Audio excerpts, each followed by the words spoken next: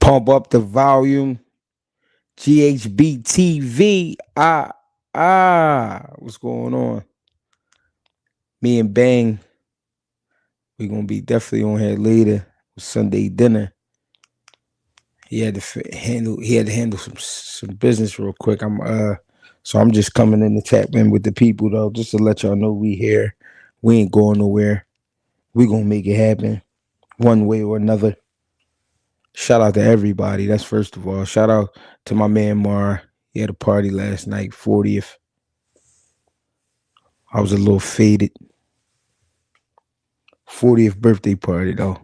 Where I'm from, big accomplishment. I don't care what nobody say. You know what I mean? So happy birthday to my man Mar. Happy birthday, No Love. Happy birthday, Uptown E. Happy birthday to my brother Keith. I think he turned 34. We OGs now. What's going on? We here. Pump up the volume. Perfect. Hold on. I ain't like how that sound. The baby sleep. I ain't trying to be too perfect. There you go. You know what I'm saying? Empty the clip. What's up, cousin? 2 cents. Shut him down. What up? Micah, what up? My boy Vado in here. What's going on? Yeah. Scary Hours, what up? Yeah, I had it. Well, like I said, the baby sleep, and I had a good time. It was all right, man. I had fun. It was good. It's good seeing people that you known for a long time. You know what I mean? It's good seeing them still in good health. I mean, doing their thing. It make you feel good. It make you feel good. You know what I mean? Like it give you a little bit of boost of energy. You know what I'm saying? Even though I was drinking, and I felt like a fish last night. What's going on? Yeah, it's a positive event. Everything was cool. You said almost had a short night. He did have a short night. He got that motherfucker out of there. He did. I want to talk about that though. Top rank, think they slick. I don't think. First of all, congratulations. I gotta get my speech together. Hold on. Me. Let me get right. What's going on? Congratulations. Congratulations to Brian Norman Jr. last night. Defended his title. Um, I think he got a third round knockout. The guy, Derek Cuevas. Yeah, he had been out of the gym for a while. Well, out of the business for a while, as far as fights. I mean, we ain't see him for like almost a year and a half, something like that. But big, strong guy. Only had one loss, and he only had one loss and never been knocked out. That was the first time he had ever been stopped. So I think that's you got to give credit. You got to give credit for what he did. You know what I'm saying?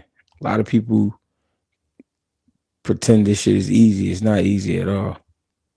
I keep telling y'all that, but the opponent sturdy. I say he was sturdy. 5'9", 146 pounds. Came to Rumble. He put a hook on Brian Norman early in the first round, buzzed him a little bit, quick little buzz. Not nothing that was like super detrimental to him, but quick little buzz. Shot that he definitely felt, kind of woke him up. Got him back in motion. He applied pressure.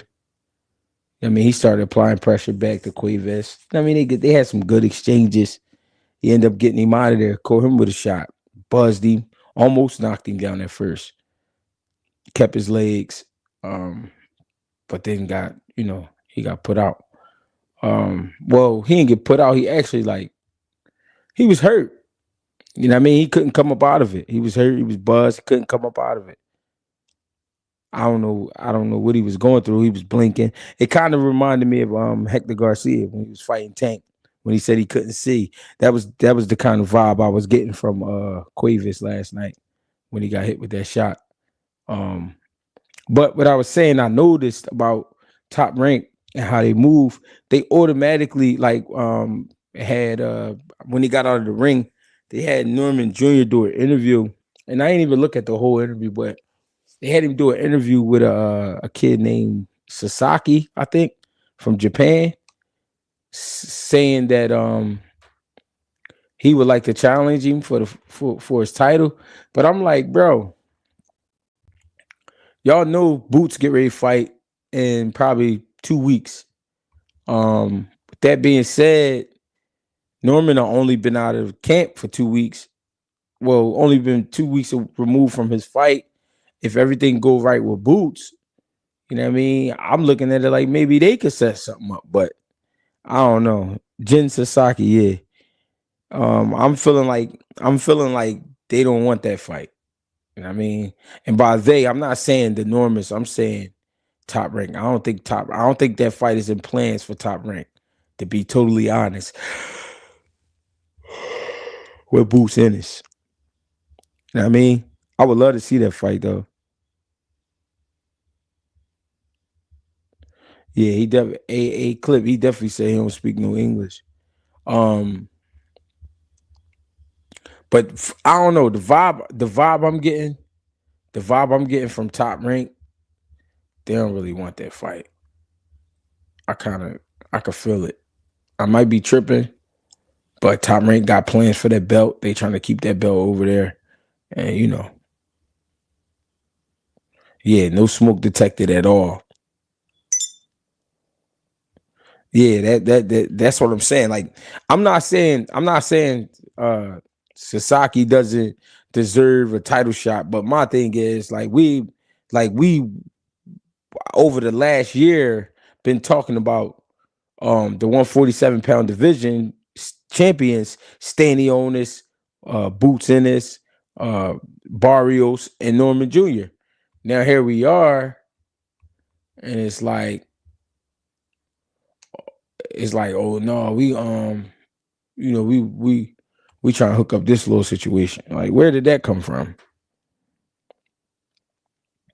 I feel like with that move, I feel like Top Rank is not trying to do a favor, but doing a favor to Japan.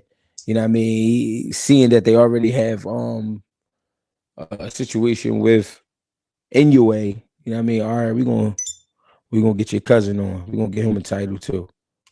No, we ain't doing that.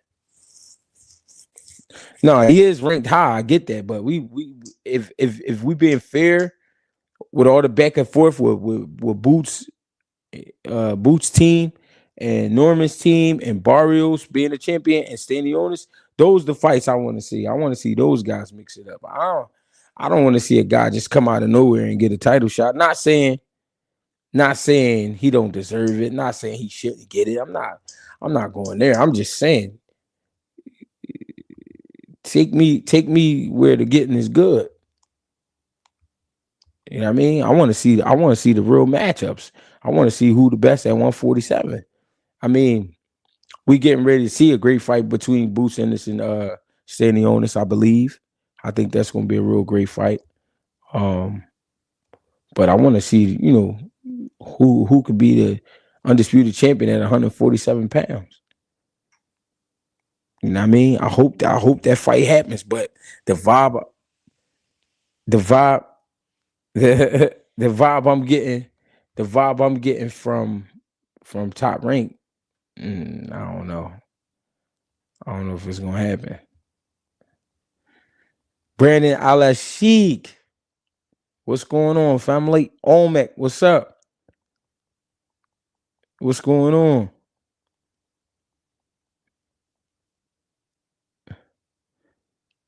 He said there's some rush hour shit going on. Hey yo, y'all gotta chill. No, but I'm about to all right, so I just wanted to talk about that for a little bit, but then I got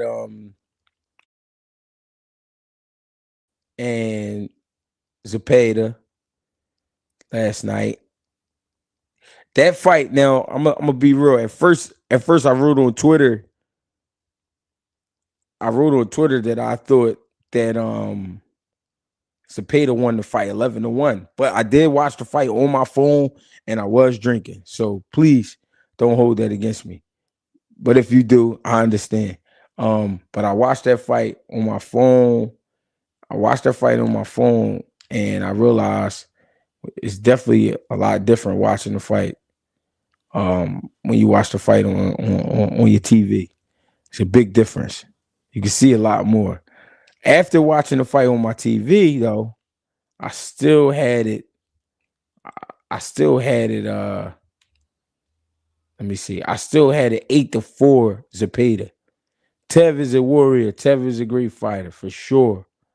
But I don't think he pulled it off. A lot of people think he pulled it off, though. People was talking to me as if he pulled it off. I'm not sure if he did from what I saw, but I mean, they don't take nothing from what the man did in his career. I mean, what he's still doing in his career. Great fighter. I think Zepeda won that fight for sure. A lot of people, what I realized when they watching fights, they don't count body shots. He was going to, you know what I mean? And people was acting like I was tripping for saying that, but I'm like, yo, that's part of a fight. That counts too. You know what I mean? Now the injury, I didn't see happen. I didn't understand it. I kind of felt like that was something that happened during camp, and it got reignited during the fight. You know what I mean? Because I ain't see what happened in the fight for it to be an injury. But you never know with this game. Like I said, guys a lot of times take fights knowing that they hurt and things like that, but still gotta go in there and make the bread and butter. For sure. But great fight. Not mad at either fighter. Put on a show. I felt like the tempo and the vibe was different too for Tev. Like, I think fighting in Mexico was a little awkward for him. You know what I mean? I don't know why, but I was getting a funny feeling about that fight being in Mexico. Not saying they would cheat him or something like that. I ain't saying like that. I'm just saying I felt like his vibe, I don't know, his vibe was off. It was something about his vibe in the beginning. You know what I mean? But we'll dig more into that. Also, Shushu Carrington saying he wants the top dogs. And he specifically keeps saying, cool boy, Stephen Fulton. Do y'all really think he's ready for that level yet? Have we seen enough out of Shushu to say that he's ready for that level of boxing? I don't think he's ready for that level just yet. I think he got the skills for sure. But he need a fight with somebody a little more alive than the guys he's been fighting.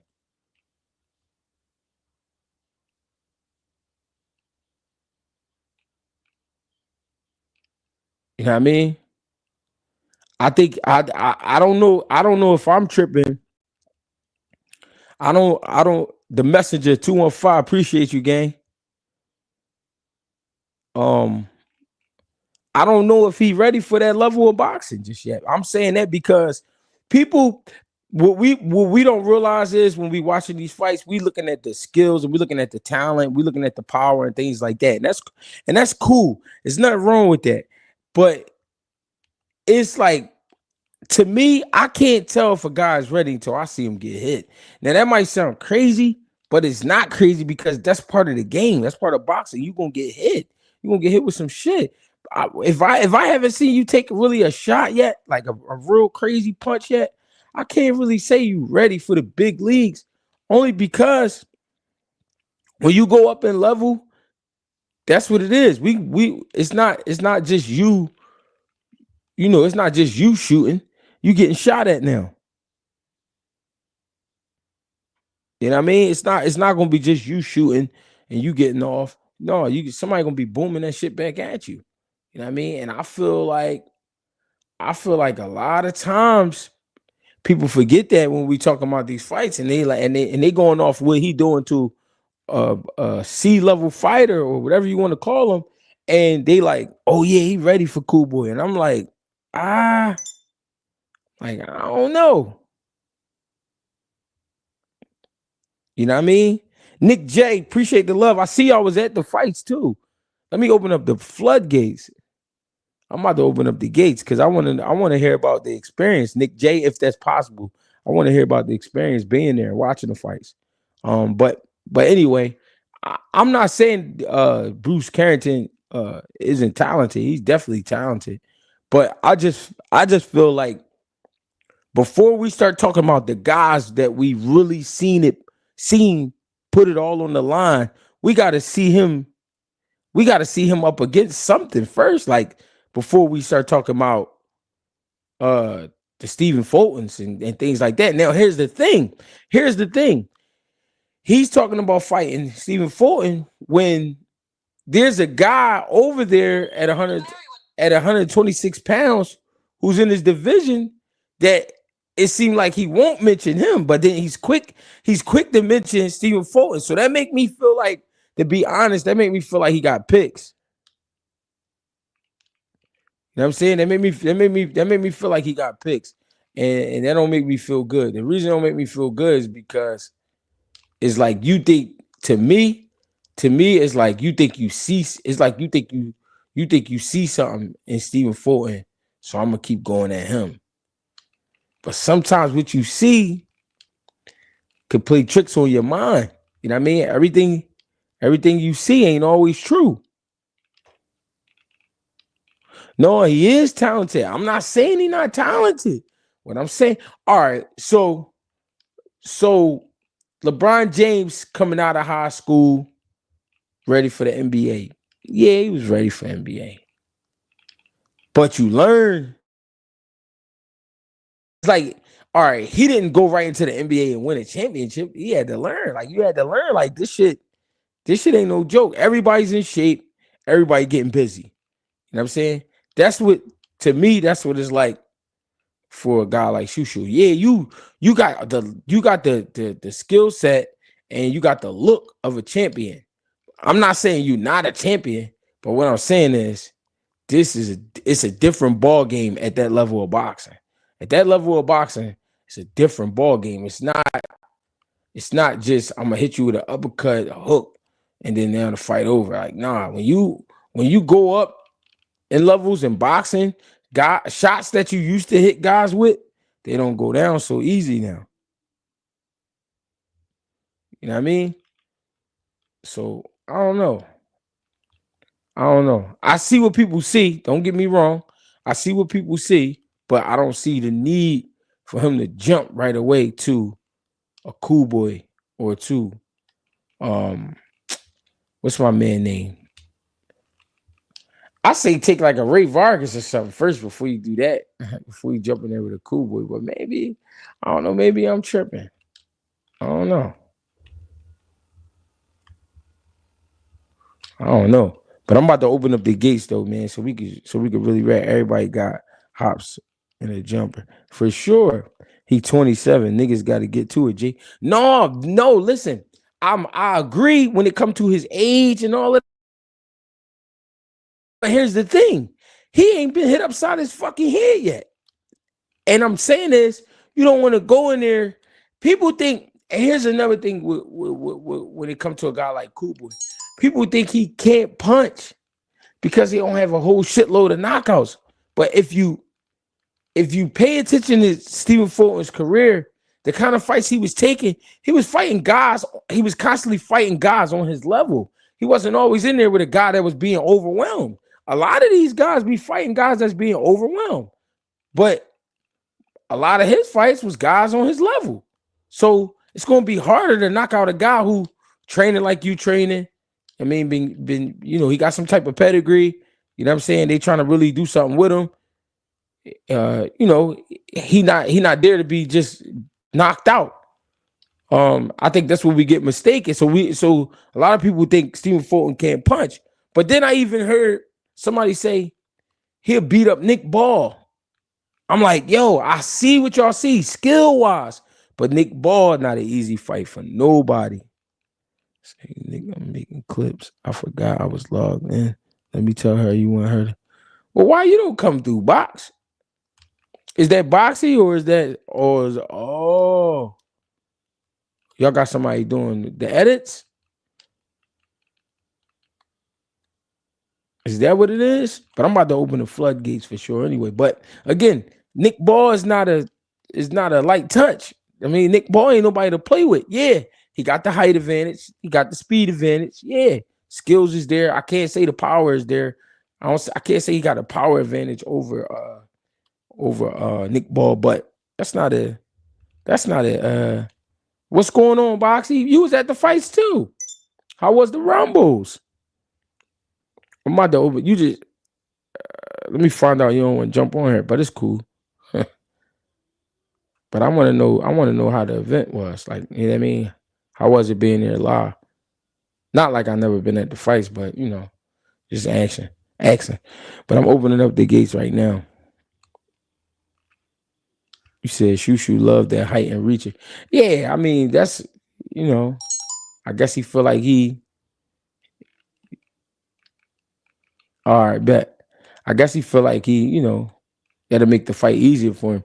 But me myself, I just think he need 2-3 more fights. I don't think we put him in there just yet. But like my man JMO said, AG, he 27, man. Something gotta happen. All right. Do Abdullah get the knockout next week? I don't know. They had this. Abdullah had they leave. I don't think he's fighting his original opponent, so we don't know the circumstances with that. So I don't know.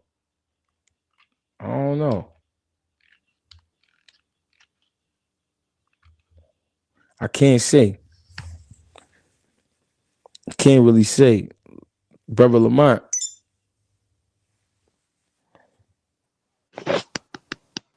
What's going on? What's up, G? Hey, Tay, you gotta show your face. I gotta make sure you're a real person. What's up, cuz? What's going on, G? You good? Yeah, I'm chilling, man. What's on your mind? Oh, all right, you straight. Shit, what you want to start off with? The shoe shit? No, it's on you. I'm just on here talking till me and Bang come back later. We gonna be on fighting words with Well, Bang later, y'all. I think I don't think Ted won, but it was for sure a 7-5. I don't think it was a 7-5? draw. Yeah, one of the judges had it 14-14. That was a little crazy. I don't think it was a draw, but it was for sure 7-5. Yeah, I did hear that. I did hear one of the judges had it a draw. I think they Yeah, did that like because he had fought with an injured hand though, and he was still like catching Zepeda with some good shots. So I feel like they gave him a little more credit. mhm. Yeah, he was hitting Yeah. with some timely shit, bro. He was fucking Zepeda up when it mattered. Like every time he got hurt, he'll come back with some crazy left uppercut right over here. I'm like, where the fuck this shit coming from? Yeah. So Man, I understand. I want to watch a third one out of them. I think that's the level for Zepeda. Like I think Tev is like the perfect like dance partner for Zepeda. Like I think they need a third one. Mm. Yeah, for sure. And real Third one? quick, and yeah, and while we on the Zepeda joint, another good fight for him next could be Andy Cruz. Yeah. I think Andy Cruz would be too light on his feet for him, too fast for him. I'm gonna be real when I'm talking about Tev. Like Tev, if you look at Tev's style was a lot of athleticism. I feel like with the age, a lot of that shit slowing down. Cause I feel like Tev in 2017, 2016, he would have cooked Zepeda. But it's like we're not seeing the hand movement and things like that. He not making them miss as much. He not getting hit clean all the time, but he used to be making people miss big, man. And it got to the point they was like irritated with even fighting him. He like a step behind or something though.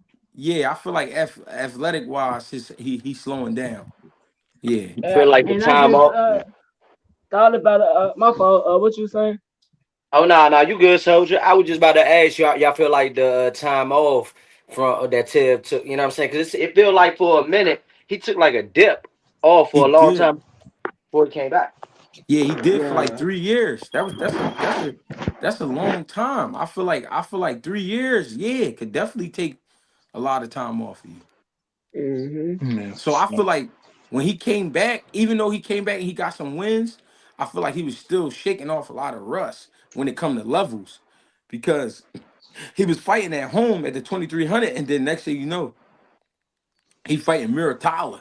You know what I'm saying? Muratala is not a better fighter, but Muratala is up on that level. Like what I mean is his gears is rolling. You know what I mean? Everything, he a well-oiled machine at this point. You know what I'm saying? He know what he's hitting for, he know what he gotta do. I feel like Tev just jumped back into it. You know what I mean? Yeah. He got that mentality kind of like how Errol Spence probably would be if Errol Spence get back. Like you want to fight all the big names and stuff, maybe. Yeah. And I ain't mad at him for that.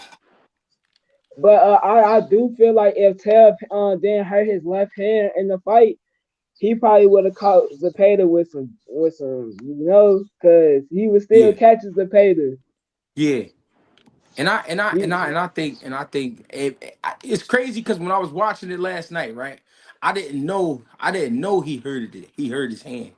You know what I'm saying? I didn't know that happened. he So started like shaking it and stuff every time he had throw like an uppercut with it or something. He'd shake it or something. It's like, yeah, yeah, yeah. And I was watching on my phone, so it was like little shit that was happening that I couldn't see. And then when I watched it at home, I'm like, oh man, like all right, I see what happened. You know what I mean? But he definitely kept fighting through that shit. yeah, like they everybody was telling him to take a knee and stuff like that. And I thought he was gonna get stopped at around that time when Yeah, Zepeda kept overwhelming him and he wouldn't take a knee. I was like, dang, man. yeah, fucking his But body up. he got a heart. He got a heart of a lion, though. You can't take that from Ted. Still, Chuck. for sure, for sure.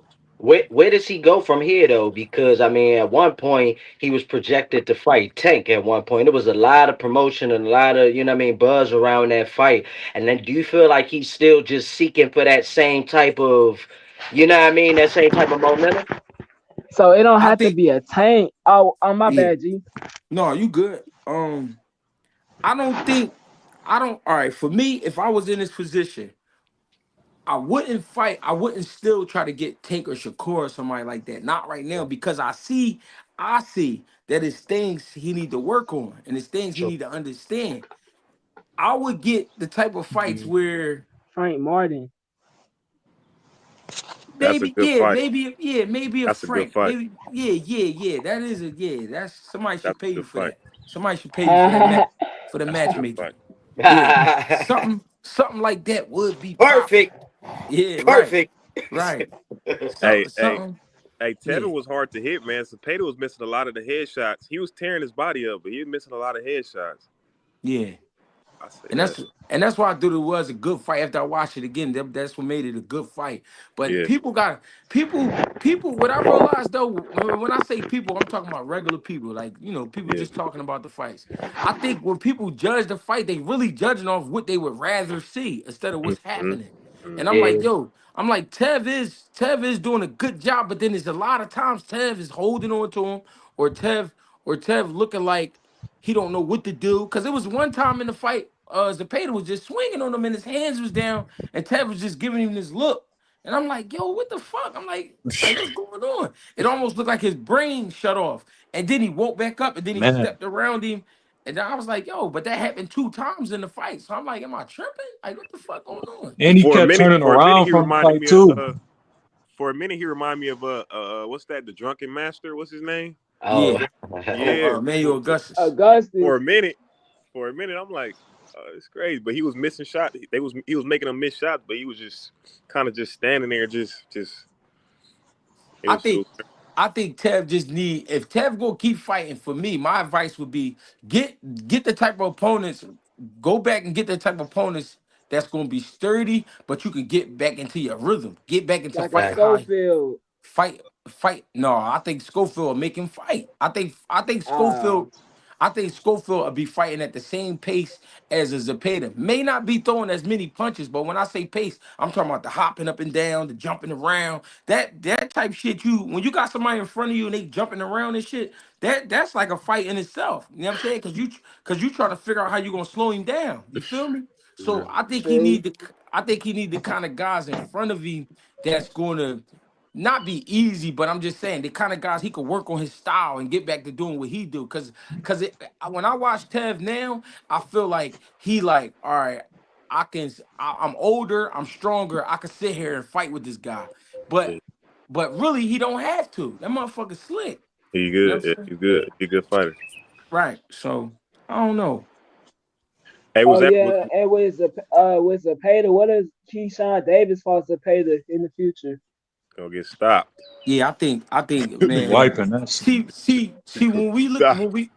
when we looking at these type of fights, you gotta always look at the age, you gotta look at the momentum. You know what I'm saying? Keyshawn is in his prime right now at fighting at 135 pounds. He is a big 35 pounder. He fare out size wise a lot better with Zepeda. And those times where Tev thinking about shooting, Keyshawn gonna shoot. You know what I'm saying? Right. Keyshawn is going to step on it. And he might be a bigger puncher. I think he definitely is a bigger puncher. So I think he definitely would stop Zepeda. But like when you said the age, cause I mentioned it because I had seen Zepeda, he only like 27, so Yeah, he might have his tank and his punch outlet, the Output. amount of punches his Yeah, output, yeah, yeah. might be able to like make Keyshawn have to use it like think a little bit. yeah. I Keyshawn gonna think put that power on him. no, I think that's true. I think that's definitely true. And that's what would make it a better fight because he a young man himself. But my thing is with Keyshawn, I think he just all right. What I'm trying to say is Tev don't really have basics. The fundamentals.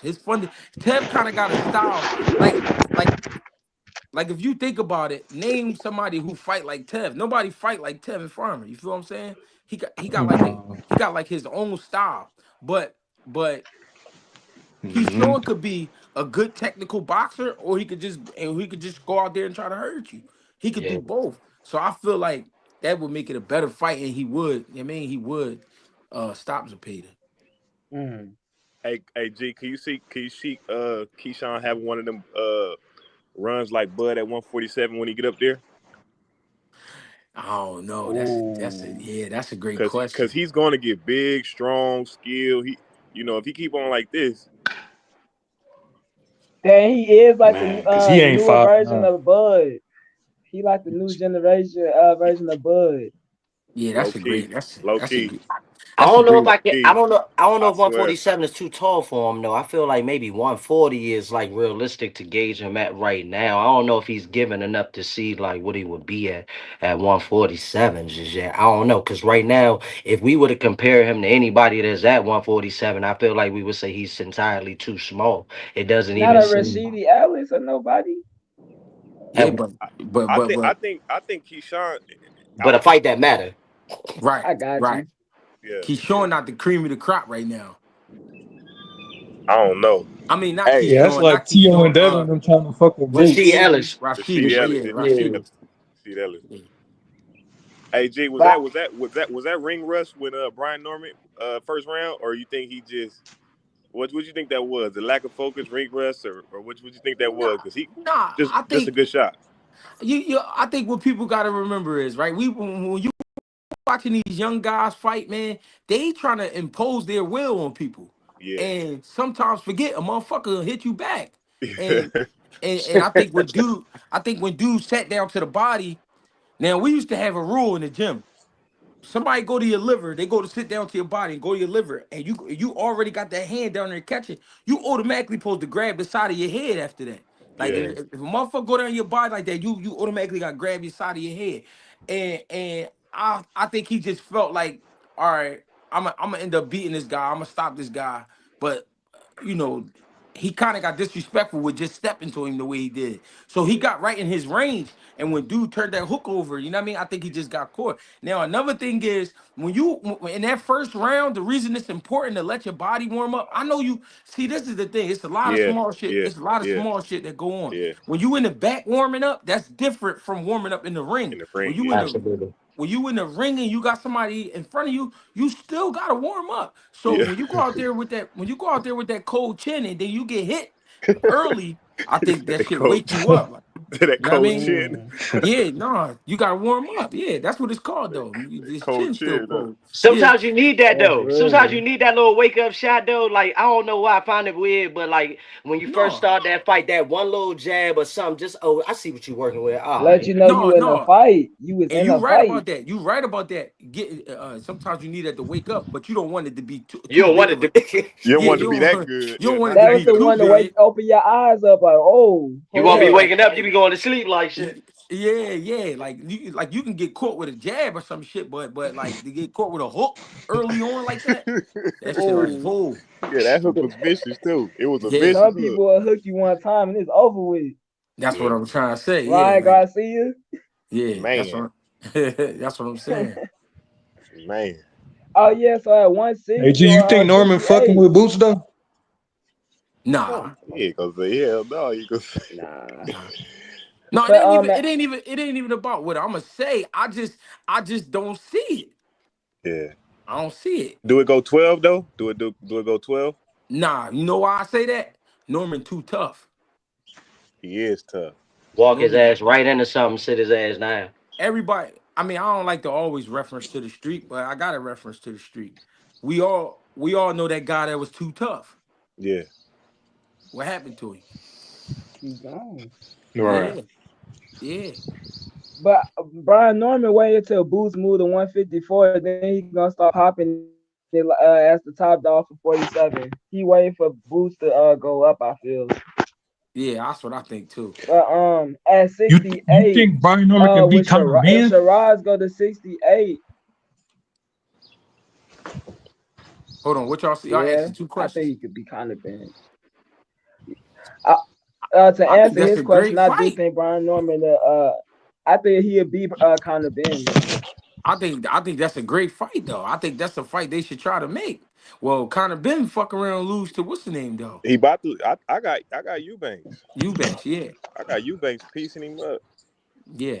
Dang, and then that just brought up another person. So like, I was gonna originally ask for 168 because Shiraz was talking about moving to 68. What if he fought the guy who trying to fight Jamal Charlo, the white guy, Lamada, Cornflake? what's it? Yeah, what if he Shiraz fight him if he move up to 68? And I yeah, what you I gonna say? think that's a test. I think that's a test more for the weight. I don't think it's a test as far as the punch, the actual punch at 68. And Cause that's why I had brought him up because like that'd be like his first fight at 68 if you move up, you know. yeah, cause Lamada to me always been a 54 pounder. In a 50 like 54 60. But if you moved him up to 68, I don't think his punch would be that big at 68. And I think Shiraz a more so be filling out the weight class. At the same time, it's still not a fill out though because it's a difference in punch when you get up there, man. It's a difference, and then I don't know. I don't like Shiraz at 68. I don't like him at 68. Yeah, that's why I'm like he should just try to fight a dumbass again or stay at 60 and compete. Yeah, Or he he could got to get even that one back for the diamonds. he'd be a dangerous 54 if he was disciplined to drop that weight to 54. He'd be dangerous at 54. I don't think he could make 54. That's probably why he talking about going to 68. Yeah. But then at 60, when y'all just brought up Eubank, I feel like Eubank would be good against like the guys we was talking about last time, like the Troy Isleys or the Ammo Williams or the Yeah, what's the other guy? Elijah Garcia. I think yeah, those would be good fights at 60. yeah, With yeah. Eubank fighting them too. But that's what happens. That's what happens when we boost guys too fast because well, not for Eubank because Eubank been out before them, but Yeah. Shiraz should have been fighting guys like them. I agree. That was his test right there to see if he even. I Yeah, think that'd be a good fight, him because versus Eubank. they all headed towards the same place, but it's like, all right, let's see who, what I mean, who the one out of these guys, instead of just saying, oh, Shiraz is the guy because he coming from over here and he got a big backing, but like, nah, bro. And like y'all said, one of y'all said he got to get that lick back from Adonis. I want Yes, to see sir. that He got a again. Yeah, rematch. he He got to got a run that rematch back. with Dominic. Yeah, I want to Talking see about his that hand again. was broken. He was making an excuse. He should rematch with his hand fully recovered. Yeah, I want to see that again. That's the fight I want to see. Yo, yo, who is the guy at each weight class right now? You feel me? Cause I don't know if y'all seen it. It was an interview with Kenny Ellis. He was talking about 135, and he had put Abdullah Mason as number two or whatever. And I was like, I love Abdullah, but I feel like he trolling right now by saying that he number two if he hasn't like proven anything. Who do y'all feel like is the guy at each weight class, like starting at like 130, 135? I'm gonna say this first. I don't think he was trolling. I don't think the reason I don't think he was trolling because I think when he was saying it, I think what he was saying was the package wise, like what I'm getting with the package, the speed, the power, the ability, the skill set, the heart. You know what I'm saying? Getting off the floor like he did and all of that. I think with Abdullah Mason proved a lot. Now he hasn't been in with no name like big names, and that's cool. I understand that. So we can't give him credit for the opponents, but I think Kenny was probably just talking about, you know what I mean, what he see in his future. And the skill set. Yeah, I Yeah. feel that. Who, I who, like to who, compare boxers to like basketball players and stuff a lot. Like I feel like Abdullah Mason, he like the Shea Gilgis Alexander boxing. Like he like the next one up, but he got that like star like power to him. Like he got like a full bag. Like he Shawty a can, dog. who, Shawty a dog. yeah. who you think gonna be the Abdullah, first one to give him a yeah. shot? To give who a shot? Abdullah?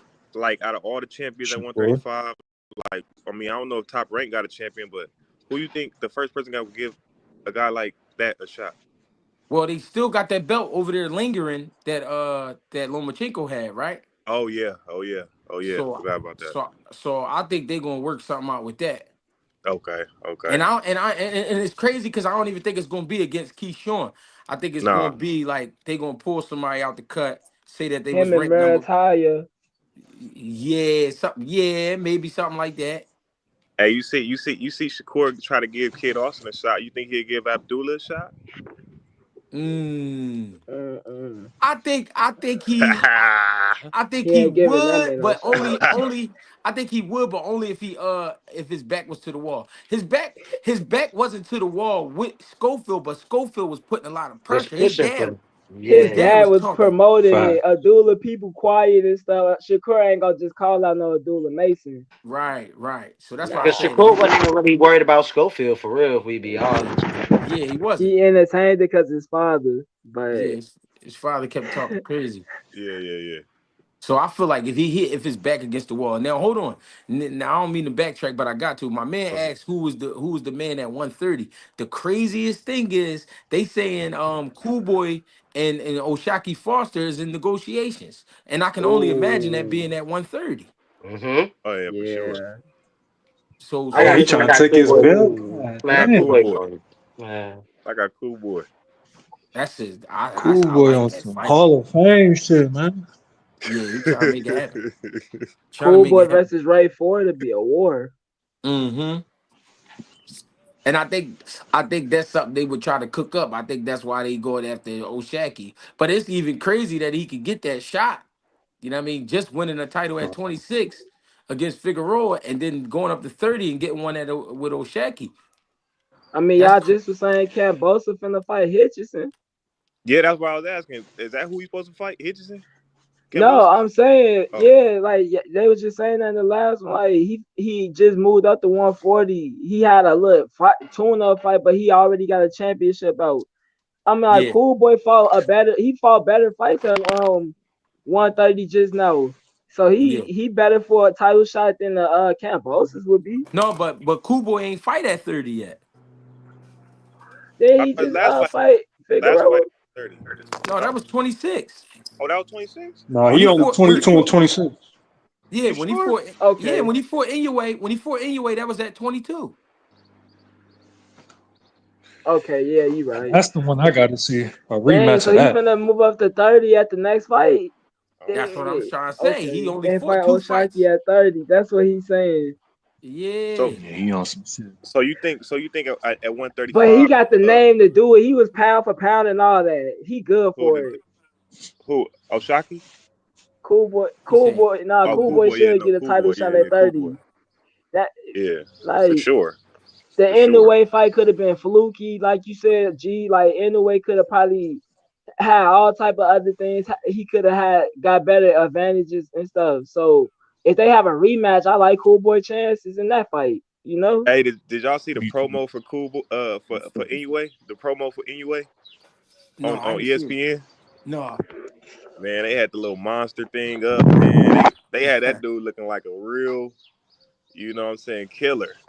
he They Hold up, ducking my man. Nakatani. Hold yeah. up, my man. My bad, not to cut you off. But Bang, what you doing? Bang, what I know you had to handle some business. What time you want to do the dinner? Go ahead, my bad. Anyway, they paying him to be this big monster and stuff, but he ducking Nakatani Ooh. We'll I, wait. We'll wait. Would that be at 26, or 22 maybe. 22, 22? Yeah, So I you can one think see of him them. bucking. so you Yeah. think he ducking his cousin? Oh, bro, he is. He know Nakatani ain't going for none of that, and He he got said that, he and he got said a punch. he said, well, bro, hey, that's the yes. monster, man. He got skills, man. He got skills. Man, I Yeah, think I Cool gotta. Boy are beating Naoya at 130, man. Mm. I agree. That's what I'm saying. If they fight again, Cool Boy winning. Well, And they bringing in your way over here. they bringing him over here for a Yeah, reason. That's what I yeah, want to You see. know what I'm saying? Look, yeah. hey, look, Is he still fighting I'm Picasso? saying what I'm saying. Boy, like When that. you think of Inoue coming to the states to fight, think of what just happened to Tim Tszyu. I said what I said. Ain't it Mm. in Vegas? They Yeah, bring him it's to in Vegas, Vegas. huh? Yep. Yeah. You know what time it is. He said, you know what time it is. You know they finna promote this dude. He gonna be like the next Pacquiao. hmm Yeah, Yeah, I can that's what see they that looking too. for. That's what they're That's looking for. yeah, Yeah, that's definitely what they looking for. yeah. Uh, The monster. Don't fuck around and meet his maker. You know that Yeah. Who exactly, yo. Mhm. who gonna fuck with him though? Keep moving up in weight, he gonna fuck Nakatani, up. Better stay where he Nakatani, at. Nakatani. They said that boy Nagitani. Empty the clip. Yo, I know you got some gospel for me. Talk to me, gang. what's the deal? I just was hearing y'all talk about the cool boy shit. Y'all confused how he getting the title shot at 30? No, I ain't confused. Nah, Nah, I agree. I He was just should asking. get the Talk to title me. shot at 30. He Talk to should. me. Hey man, you know how the WBC show love? He done had the WBC at 122 and 126. So Mauricio just showing love. You Okay. know that. We're gonna make him have to be super champ. He just like, all right, that's what you want. All right, come on. Oshaki talking crazy, so it makes sense for everybody involved. Okay. Yes, Man, sir. that's gonna be crazy. Man, I want Albert Bell to get a fight, man. Sometimes you know what it be, bro. It be sometimes who you have doing your business, man. Yeah. Yeah. Sometimes, because what I realize about certain guys, when they get in certain positions, they think they made it. And I'm not saying Albert Bell, that's the situation, but I've seen with guys where they get in certain positions where they get ranked or something, and they think they can start calling shots. You're like, bro, you just got ranked. You ain't the man. Like you gotta, you know what I'm saying? So I think sometimes it's who you got doing your business. Cause I agree, Albert Bell definitely need to be in the ring with somebody. Yeah. Man. And he won 30 or 35. 30. Him and Third. Conceição out, man. No, Nick. No, Nick. We know Inoue for on U.S. soil before. I believe it was twice. But the thing is, when he doing all these amazing things in his own backyard, like we just need to see it purified. We just need to know. Okay. Even though, listen, there's places that's bigger than America for sure, and numbers, size, all of that. But we already know America put on the best show when it comes to entertainment. You know what I'm saying? When it comes to entertainment, we put on the best show. We had some of the best acts ever in the world. Michael Jackson is from America. You know what I'm saying? James Brown is from America. You know what I'm saying? So when you want to put on a Man. great show, you gotta come to America. I'm sorry. Speaking of Speaking of a show, though, is boxing becoming too much of a damn show? I swear that press conference with what's my man? Well, not my man, but T.O. Slim was wilding on a little conference with the little wrestler outfit on and shit, man. Like, is it too many antics now in boxing? Like, cause I can't even take it seriously no more. I don't even really believe they beefing. That's Dang the it. pro- and I believe it is because boxing used to be the vibe was real. Like when two fighters ain't like each other, you had to really separate them. You had to really get them away from each other. Now it's like everything is like pre-rehearsed. It do seem like that. It do I, seem Man, like that.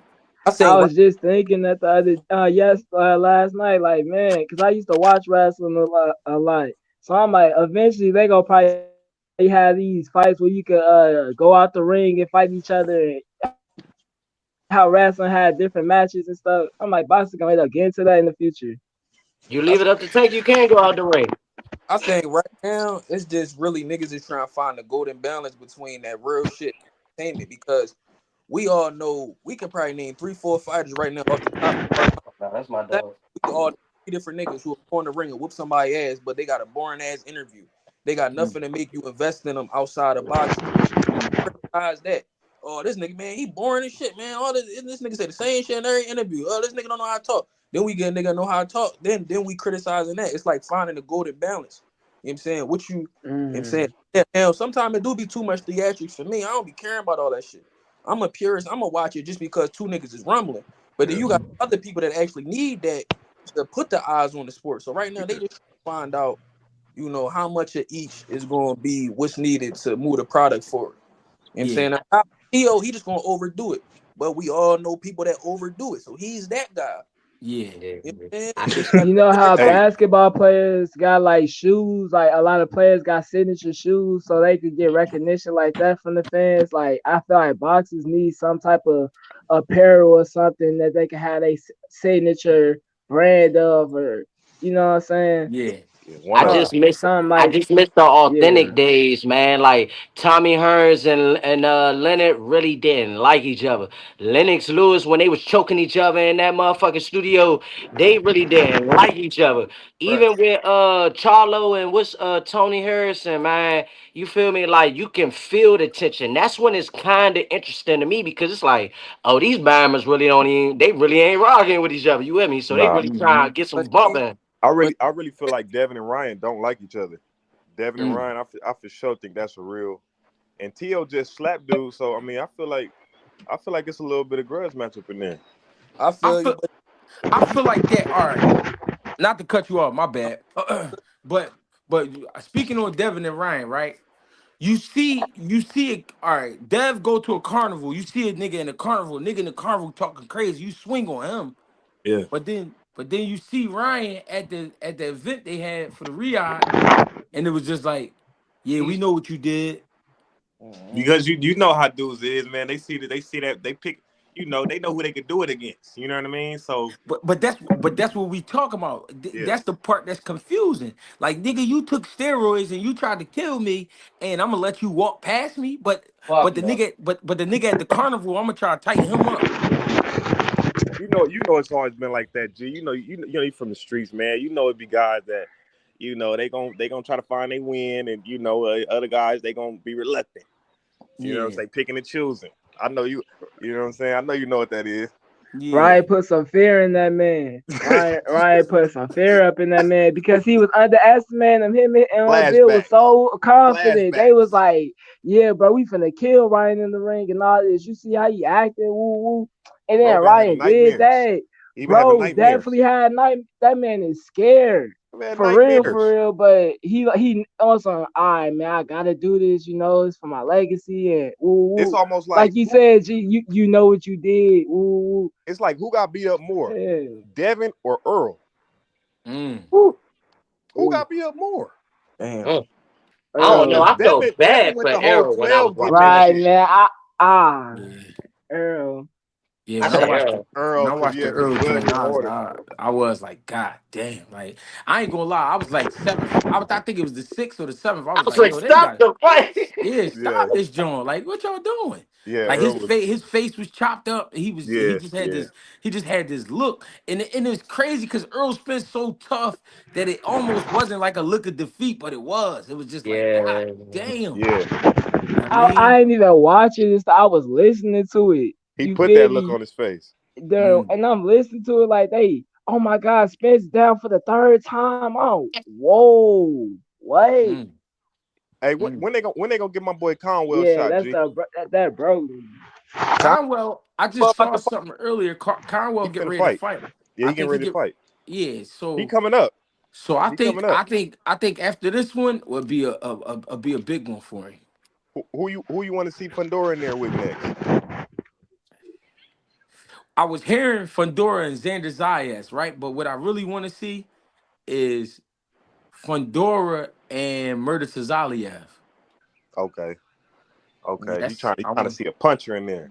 I want to see. I just want to see. Like I want to. Yeah, I like great fights, man. I Yeah, think that's Come yeah. important. on, Somebody that who was good. size up with him, you know. Hey, I ain't gonna Mm, lie. I want to see Bud because that's gonna be hard to deal with. If Bud get in there with Fundora, that shit gonna look funny. He gonna be trying yeah, his ass to get to that motherfucker. yeah. It's gonna be different. But I think it's crazy though, because I think Fundora have a world of respect for Bud Crawford. Absolutely. I think he will too. But it's gonna be hard. Like that's a challenge. Like that's an uphill battle trying to It fight is. Fundora. The It only is. reason, only That reason shit why I feel hard. like that's not going to be as big of a, I mean, it's going to be a challenge. It's not going. We dealing with a motherfucker that's a giant, so we're not going to say it's not Motherfucker a six challenge, nine. right? You feel me? But the way that Fundora struggled with Tim Zoo before the headbutt Oh yeah. makes me question what he's going to do with Bud because Oh I yeah. feel like Tim Zoo before the headbutt, I don't care what nobody say, he was going to stop that boy He was gonna Fundora stop from. him for sure. For sure. I hate Most that. I hate definitely. that elbow to Tim Zoo because I was rooting for Tim Zoo. He was winning all his fights. He was beating his ass. He got that elbow. He went downhill ever since. It seemed like. Hey, Yeah. he had some beef with the promoters or something like that because anybody else they would have had a no contest, a rematch the fight or That shit something. was They had it crazy. out for That Tim shit was dude like crazy. Hell he yeah. ain't do something right. He said I he ain't don't, do something right. I don't think it was that. I don't think it was. What you think about that, G? Like Tim was doing good, man. He caught that elbow. Now he just he lost last two fights. Hold Yeah. up, Clip. What you were saying, Clip? No, I was about to say. He said he got like beef with the promoters. I don't think it's that. I think they try and ride on the last name. Like they give that nigga more chances than anybody. Mm, Anybody else, they would have been called that shit against Murder's Aliyah. How many chances he got? Half the fight, he don't even know what the fuck he was doing. He was on autopilot, bro. right. I Then don't when know if those are then, chances or if they just wanted to torture him. then when you get a cut like that, that shit supposed to get after the fourth, and it's supposed to go to the scorecard. Yeah. Because it was Yeah. Zoom. Everybody else, that shit wouldn't have went like that. He a son of a legend. So they Yeah. trying to give him every opportunity to get right. And like I said, he keep getting done wrong. Yeah. That's what it Yeah, is. yeah. I feel But that. like psychologically, do you think that shit took something out of just having that cut or just whatever he went through that night? I was speaking about this last night. Just training for fights takes something out of you. And then when you get your head bust open like that and you lose all that blood and then you go back and gotta watch that shit and cause you gotta look at your fight and figure out, what you could have did different.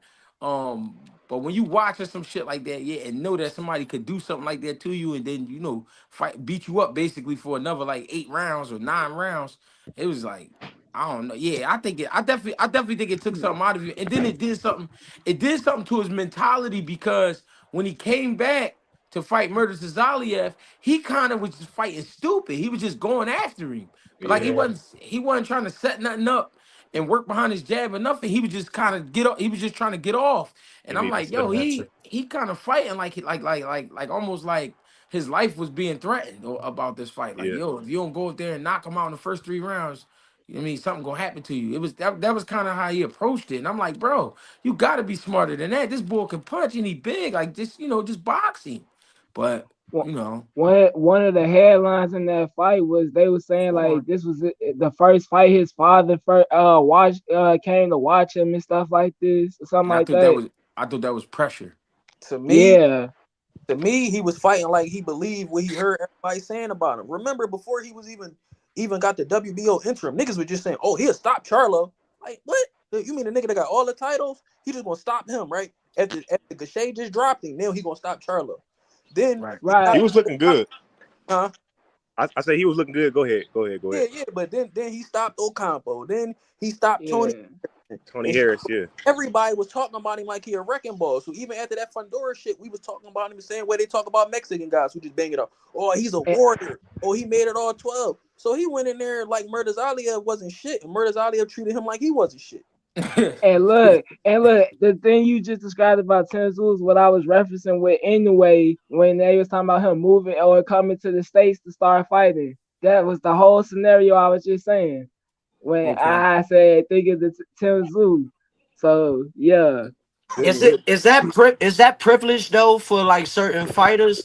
Because I feel like, you know what I'm saying, for example, when it come to Cruz, I feel like ever since that Tank fight, all of his fights was going downhill to me personally. He hasn't really shown more than him being a one trick pony. He gonna come at you with the bulldog shit, and that's about it. He couldn't adjust, and that was his issue with Ryo. But still, we give Cruz Pitbull a yeah. pass. Like he's still a dog. He's still this. He's still that. But let one of our fighters go out there, you know what I'm They, saying, and have a they bad showing. He garbage automatically off the rip. You feel what Yeah, I'm they did that saying? like with just like with Cool Boy when Cool Boy fought anyway. Like, come on now, anyway, number one pound for pound. Cool Boy came up short. Then it's like, okay, Cool Boy this, Cool Boy that. He ain't no good fighter and stuff like that. And it's like, that's what they do though. that That's what they do though. the That's tank fight gave Pitbull a fan base, so now he gonna always have like a good fan base when he get fights, even if he just a step up fight for the big names that's trying to get established in the weight in like 140 or whatever. Even But if let he me just tell could you just this though. yeah. Let me respectfully, King. Let me tell you this. Devin Haney got a bunch of fame after he beat Lomachenko too. He got his ass whooped by Ryan Garcia overnight. He's a meme on every fucking Mm, platform. And the crazy thing is, I just like feel bad for Dev. Like I wouldn't sue and do all some of the stuff he doing, but nonetheless though, that's a young brother that had came and got it out the mud. Him and his father, you know what I'm saying, real loud and came into this young, build their own shit up off their own promotion. Fought all the people was calling out the fights, being the type of fighter we want, take a Mm-hmm. loss, and then now we throw him away like he ain't nothing. Y'all was just comparing him like to being the heir to Mayweather and shit. That's OC, right? But it's I the mean, But example when Dev, you just say he swung at to do at the carnival, but then he sued Ryan though. Like I understand he it's cheated. with Just get your rematch though. Yeah, with I agree. Dev with Dev, he was talking a lot of grease, man. So when Ryan surprised people, it was just like it was one of them things where it was like shit. He He got put up on fear in you. You that know what I man. He mean? And put Dev fear in fought the that wrong man. fight Yeah. too. Like he tried to step to Ryan, not respect him, and Ryan kind of like he was the underdog. That shit was a crazy story. So yeah. Yeah, I mean he gets the credit from me, but where it gets taken away though is the PEDs. It's kind of like when the news came out about Belichick and them deflating the footballs or knowing people's plays. Like Oh, it just amazes me that like people just overlook that shit. It's like just no look it. Like so Yeah. what? You know what I mean? You cheated, so what? You know what I mean? It's like damn, oh. all right, but all right. Yeah.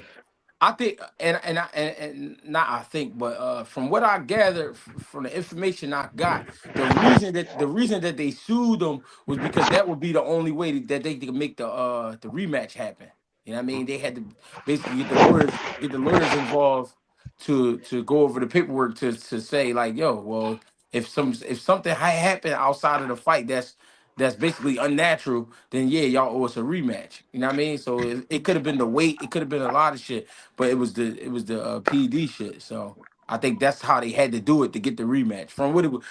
How it was broken down to me. I but just the- I I just just want didn't I to. just didn't like how Dev like didn't He didn't like fight right. like when he first got asked about the rematch, he kind of was like hesitant, Yeah. and then Nah. I ain't like that shit with the carnival. Like I ain't like I don't know, I'm just a certain type of person. Like when it comes to shit like that, like Hey, I I agree. told you, G, I he gave agree. him nightmares. mm, But Yeah, I I'm agree just with that saying, though. but it seemed like okay, Devin took that loss, but then it's like okay, why people didn't give Tank a little more respect to see like, okay, Tank figured out how to get away from that left hook, land his shot, stopping. Exactly. He beat the shit out of Devin, and Tank still get no respect. Tank never fought nobody. Why is that narrative still pushed? But that's what we gotta. That's what we gotta. Crazy. That's what That's we gotta. crazy. But that's what we gotta remember when we get ready to talk about these fights, That's because crazy. we really do that to ourselves, though. You know what I'm saying? Yeah, that's the Think about it. craziest Think shit about ever. it. But think about it. Hold on. Let's think about it. Mayweather did what he did in boxing, right? Yeah, He changed the game. yeah, He changed the game so much. If you didn't train like he was training, if you didn't wear the boots he was wearing, if you didn't have those type of people around you that he had around him, then you wasn't shit. yeah. We did that to ourselves. You know what I'm saying? We choose who to talk about, who to when Mayweather start popping his shit and start doing what he was doing, we was so proud that we forgot about everybody else. Yeah. Now, when he leave and we got all these young guys coming back out, we not resetting our brains and saying, all right, these is different guys. They all gonna Yeah, bring something different to the table. They not yeah, Mayweather. You know what I mean? yeah, But that exactly. Mayweather shit got Mayweather. I seen niggas wearing TMT hats, TMT shirts, niggas that ain't never boxed a day in their life. They was just buying apparel just to be attached to that shit. You feel me?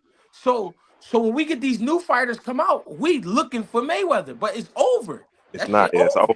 That's one time. So So now that y'all we got remember my bad. my fault, G. So you remember when I said how the basketball players had the shoes and all that type stuff? That's Yeah. something that the fans can connect with, and like I could wear my favorite fight basketball player shoes and all that. So like how Mayweather he was like the only fighter who kind of had something to connect to the fans though. But it's Like you like just said, Nah, you'll but see it's like people with no, TMT but it's hats like and stuff. but it's like Jordan's, right? Jordan was the nicest player at his time. He was nice. So niggas wear his sneakers till today. Why? Cause it ain't gonna be another Jordan. no, it's not. Mayweather, we got so hooked on Mayweather as fans that we forgot it's other fighters and they all got different qualities. We lost that part. So whether you give them apparel or not, or you give them something that they fans can hold on to, yeah, people gonna support it, but they not gonna talk about that guy skill level because it's gonna be G, like, well, he ain't no Mayweather. G, I get what you're saying, G. I get exactly your point. But what I'm saying is, why didn't Tank get more respect for the Ryan fight? Can I answer that? And Tank never fought nobody. Devin fought everybody. But when he fought the same dude, I stopped him and he whooped your ass. Why I Lema, don't get more respect for that fight? go ahead. So, Tank trained him though. Go ahead. Go ahead. oh, I feel like with Tank, this Huh? coming from somebody who is a diehard Tank supporter. Like when it comes to boxing, like if Tank on, I'ma watch it regardless. You hear me? But the thing is, right now, when you want to see Tank fight somebody that's up to the, we want to see him fight Shakur, see him fight Lomachenko, see him fight somebody that's on that level. It was Devin Haney before he took the loss to Ryan Garcia, and then a couple other people that was in the mix Tszyu and all that before it got shook up. This is the thing. Tank has very notable wins, but in my opinion, as a fan, he doesn't have any legacy defining wins. At the end of it all, right now, we look at his resume and say, "Oh, you beat such and such right now." That's the fight that puts you in that conversation of a greater fighter. He doesn't have that fighter. But Ryan let me give you Garcia this. is a huh? He a good fighter. I hear what you're saying, bro. You make a I understand your point completely. But if you want to put it like that, all the guys between 130 to 140, Absolutely. you know what I'm saying? All the guys from 130 to 147, you know who got the best legacy fights like that? Who? Tio. Devin, Tio. So that means people need to respect Tio more then. If we're But gonna put it like that. let me. All right. Can I say this You though? know what I mean? I'm not No. trying to. I'm not. Hey, I don't prove none of the stuff he. I don't. That's bullshit. But if we Yeah. want to No. put it like that, then he is the guy from 130 to 147 with the most legacy type shit. What you Who's saying, behind G? Daniel? I'm gonna go back. I'm gonna go back to the question though, Tank. Right? Let's think about the timing of everything. This was pre Ryan, before the crazy shit, before all the Yeah. crazy talk. You know what I'm saying? Right. This was He was this was pre freaky. this was pre Ryan before a loss, right? This was Ryan. This was Ryan when he just was a teenage heartthrob, right? Gee, but he was always knocking shit out, man. He always knocking shit No, out. hold on. He do. Ryan can fight. What I'm trying to say though is Tank didn't get that much credit for that fight because remember Tank put him on the 10-pound weight clause, Yeah. and you're not gonna do what you want. It's gonna be on my terms. Yeah, Tank, fame wise, popularity wise, he's a bigger fighter than them too. Now, when you put Dev and Ryan together, Dev, like, all right, here's my chance to take a lot of his fans and earn more fans and more respect. But for Ryan, it was more of a get back thing because I lost the Tank, I got stopped, I really quit. You know what I mean? I came back and got a knockout, but it was against somebody that we won't really fuck with like that. We don't know yeah, like that. Now I'm fighting a guy that people really don't like, and they don't like him because of his dad. It ain't really because of him. yeah, So I'm gonna make this the most craziest experience, and I'm gonna bring all the attention to the situation, and I can't lose even if I cheat. yeah, I can't Mm. lose even if I cheat. So as long as I get in that ring and beat him the fuck up, they don't care. That people don't care. yeah. People That's don't crazy. care when they don't like you. Yeah, no, that's crazy. All it was people didn't like Dev. They didn't like Dev, and it was Yeah, because of his yeah, pop. And Ryan found opportunity, like, man, fuck it. I'm gonna talk about Jesus Christ not being real. I'm gonna talk about all that. Like he was just saying shit, right? And yeah, I'm not saying he said that. He said some other He said shit, some but wild shit. Yeah. yeah, he was saying a He bunch of says wild this. shit. He was just talking crazy. He was drinking, getting high, all of that. I don't care about this fight. I'm gonna go in here and I'm still gonna knock him the fuck out. I'm gonna drink a beer at the weigh-in. All this crazy ass shit, right? He go in there and he do it to some people that made him a hero. Cause he Yeah. cause he was that's what showing I said. that, It was the story. It was the story behind all that. yeah. For sure. And people don't like certain people so much, they don't care what you do. You know what I mean? Yeah, And, So for me, Tank, everything Tank did to Ryan got washed away when Ryan did what he did to Death. that's crazy. and let's be honest too, not a lot of people in the boxing world had a lot of respect for Ryan at that time because he was just the pretty boy who was the Instagram sensation. You know what I'm saying? He fast online, but at that time, people weren't like really, It's really. it's it's crazy because it was like damn near 50-50. Like when you ask anybody, all the trainers, everybody, some people's Yeah. like Ryan, some people's like Tank stopping. It's just crazy. I don't know. Tank can't never fight. He can't. They don't give him no credit. It's like I don't know. He don't get no credit for the fights. But like I said, He deserves his credit though. if people want to put it like that, then from 130 to 147, the guy with all the legacy is T.O. Lopez. No matter if My he my whole thing, hated or my whole loved thing Yo, is my fault. before we get out the tank real quick, do y'all think him versus Zepeda is a bad fight? I love Who? Tank and that him. fight. Cepeda? Hater stopped. Yeah. I love Nah, that fight. Cepeda gonna get I stopped, want to bro. see Zepeda get beat up, man. I want the Tevin Farmer to beat Hater him up, stopped. man. So I want to see Zepeda get stopped by somebody or something. Well, I it's a hope he good get that fight fight. for sure. Damn, I why you hope he get want that to pick fight. top? What do he do to you? Man, because like I feel like the first tail fight they did him dirty, and I ain't like Tev did himself dirty, bro. He did himself dirty. Tev was boxing beautifully from the outside, controlling shit. He went inside and was content to fight inside with a nigga who that's his game. Now, not everything he was throwing was getting off clean, but when you in there and you just trying to slip shots and let little shit go off your arms and your shoulders, that shit is still landing to the judges. Who most of them, I bet you, they don't even watch boxing when they not judging. They can't, because when we see some of these scorecards, it be like we don't know what they looking at. So clearly Right. they don't know what they looking at. Right. So when why would you give up what you're doing that's working to go in there and try to fight his style and try to beat him at it, and then you wondering why you lost? I agree with that 100%. But when I had watched the fight last night, I like just listening to it, bro. It's just like you already knew before the fight even happened, bro. He was down like 4 rounds. Like Ted But was already down 4 rounds.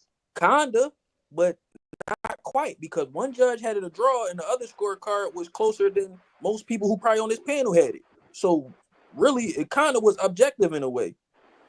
Mhm. And I'm gonna I say feel this. it. I'm gonna just say this. It's tough to give love to a fighter when you know they ain't fighting the best fighters. Yeah, But they calling themselves the best the fighter. best fighter. That go for any fighter. I ain't Nah, bullshitting. When Yeah. you asking somebody like me, I'm saying, listen, I don't care who it is, I don't care what race, none of that. If you not fighting the best fighters, but you running around saying you the best fighter, it's like Berlanga. Berlanga's out of his mind. Berlanga, Mm. Berlanga's out of his mind. Berlanga think right now he the number one guy at 68 just because he went the distance with Canelo. He think that. You know what He I'm got saying? that That's crazy. check, and he think that's his new market value. Not understanding he not gonna get that fighting anybody else, and he was lucky to get that. You hit the lottery, my nigga. How many people hit the lottery twice? Right. Man, him and Steven Nelson need to happen. No, Yeah, be. I agree with you saying, G, because I even heard Tank say what Bud has to fight those legacy fights to get money. I don't have to fight him or some shit like that. Like, but hey, that's But boxing.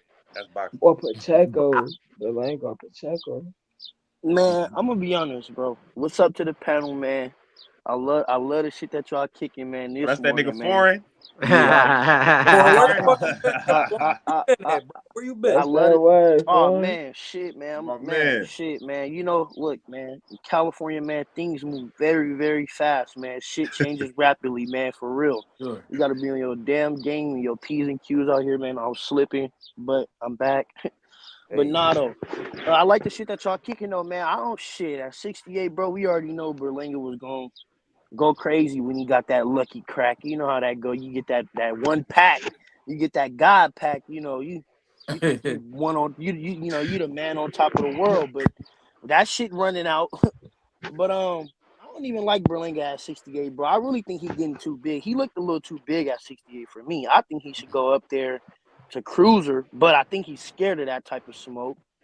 But Damn, I skip don't know, 75? bro. Like Berlanga is big to me, bro. I'm not even gonna lie to you, bro. Berlanga huge, bro. Like we don't be looking the same weigh Pause. in to fight night. He can't No skip homo. 75 But though. he be looking a little big to me, bro. Like he need to be up in weight a little bit. I don't know, man, but He gotta Canelo, catch a fade at 75, at least yeah, one of like them bro, though. it's nobody. It's really even nobody like with real smoke at 68 for him. Like Caleb Plant, okay. I like Pacheco, okay. Steve Okay, Nelson. it's a few other guys, but I'm talking about like some real smoke. Another young guy that's just like him, bro. I want to see him in Uh, there. I want to What see what about he's really made of, bro. what Shiraz about M challenge Billy? about What going. about M Okay. Billy? I And like him, Billy. Billy. I like Christian and Billy. I like him, Billy. What about the Canadian dude, or he like Canadian or something? That 68, he fought on the and Billy card when he just fought Davichenko. I forgot his name. He had It's a 68 few though. fighters at 68, man, but I just think that it's some better weight at higher divisions, bro. I feel like it's a lot of guys, bro, that be at these lower weights, bro, ducking. He need to And see Caleb. I don't Mm. know, bro. He I need to like see honestly, Caleb. bro. I think At I like Caleb. 75, what if he fight Billiam Smith or not, or at cruiserweight like you said? What if he fight like Billiam Smith or something like that? No, Caleb Plant, his bro, man, fight but Caleb. His he fight wants Caleb. he want to talk shit to Caleb Plant, man. Somebody Yeah, put he him need. call him a Cumby, bro. Ooh. Call Trevor McCumbee for that nigga. yeah, Bro. exactly, Clip, exactly. Ooh. McCumbee, somebody that's really gonna try to go in there and sock his head off. I don't want to see him in no chess Yeah. match. I don't want to, for real. I don't want to see Berlanga in no chess match or no kicking contest. I don't want to see that. I want to see him in a no, scrap. I want to see him in a no. fight. I want to Mm. Hey, see him Caleb standing gonna do toe to whatever it toe. take. How much heart that boy got, because Berlanga do talk crazy and he just beat somebody that he knew, and so now he's feeling like he's something. But I want to see him in there with somebody that's gonna stand right in front of that guy, throw the same amount of punches, if not more, heavier. You feel me? Like with real smoke, McCumbee, bro. I think McCumbee gonna be the new Caleb Plant, but a better version, because he gonna be that gatekeeper that's really gonna give everybody some smoke. Like Mm. McCumbee is not no boxer, so he's coming in there to kill you. He like the Like pit bull at exact. 68. Like I like Trevor McCumbee, bro. I don't think he's gonna be able to take no belt or nothing, but shit, I think he might be. That fight that he just had with Caleb Plant, that's gonna keep him around for a little bit longer. I know that for Yeah. sure. Yeah, for He gonna sure. be around. Hey yo, I got three. I got three in the what's the name Hey, in I'm the about I'm bank. about to bounce out, y'all. Good. Hey, good looking, All G. right, y'all, Hey, man. good looking for Appreciate y'all for all right, letting me brothers hop kings. on, man. Yep. I Salute holla. everybody. All right, I appreciate y'all. Everybody ain't have to jump off, but I'm just, you know what I mean, I'm just breaking them down. Man, I'm on here for a little bit, man. I'm trying to see, man. I've I been busy. already know my bad gang. Nah, you straight, man. I'm just trying to see, man. I'm trying to see what y'all been on, man. What y'all talking about today, man? This bright morning, man. This good day, man. Hey, foreign, you ain't been with us in a minute. What's on your mind though, gang? What you been seeing? Shit, man. Man, I'm shit, man. I'm loving the game, bro. I'm not even gonna lie to you, bro. Like, boxing is really one of those things, bro. The shit is therapeutic, even though it's brawling and it's violent. Shit, bro. I literally like to turn on the TV, bro, and just look up random ass fights. Sometimes I'll be watching niggas I don't know at all from a Mm-hmm. can of paint. Cause I just like to see niggas swapping leather, bro. I like to fight, bro. Like in real Mm-hmm. life. So when you that shit just be different, bro. Like if boxing is that sport, bro, where like you could have somebody the greatest nigga in your corner, you could have whatever. But as we seen, bro, like any little fuck up. I think, bro, the Tank fight was a perfect example, bro. You gotta be on your game. Mm. Boxing is not basketball, it's not football, it's not soccer, it's not none of those. It ain't no teammate. It ain't no you can ask your coach for an adjustment, but you gotta make the adjustment in the ring. Mm. Like a lot of man, this sport, bro, it shows a lot of motherfuckers where they mental at, where they heart at, where everything at, bro, because you got to be able to do a lot of things all at once, keeping composure, staying emotionally sane, staying flat, being able to still, you feel me, 12th round and 10th round, and you tired of each other, you still throwing efficient punches in the right places. You feel me? Like a lot of motherfuckers, bro, they don't understand the sport of boxing, bro. But I like to just take some time, go to these local shows, you feel me, and watch, motherfuckers on a come up. Motherfuckers Mm-hmm. fight a little bit harder, man, on the come up, bro. Big Zoe, what up? What's going on with you, man? Can you hear me clear? Yeah, we can hear you. Hey, I appreciate you letting me on, man. I had tried a couple times, but I finally reached through. So, what I'm saying, it's definitely a pleasure to speak to you. You know what I'm Yes, sir. saying? Same to you. Same to you. And I respect everybody's opinion as they, what I'm saying, say what they're saying. Oh, I just had one thing though. When they was talking about the Devin Haney and how Bill Haney sent him out there to kill Ryan Garcia. You know what I'm saying? Nobody ever talks about how when they went to that building in New York. And the first thing Ryan Garcia said to that man was, "I'm gonna kill you. Where's Mm. your mother, bitch?" Mm. And everybody ignores that, but that was the reason why Bill retaliated in the way that he retaliated. Now, as far as their game plan and coming at Ryan Garcia and stuff like that, I get it. It may not have been the best thing to do, but with that being said, we can't ignore what led up to the statement being said.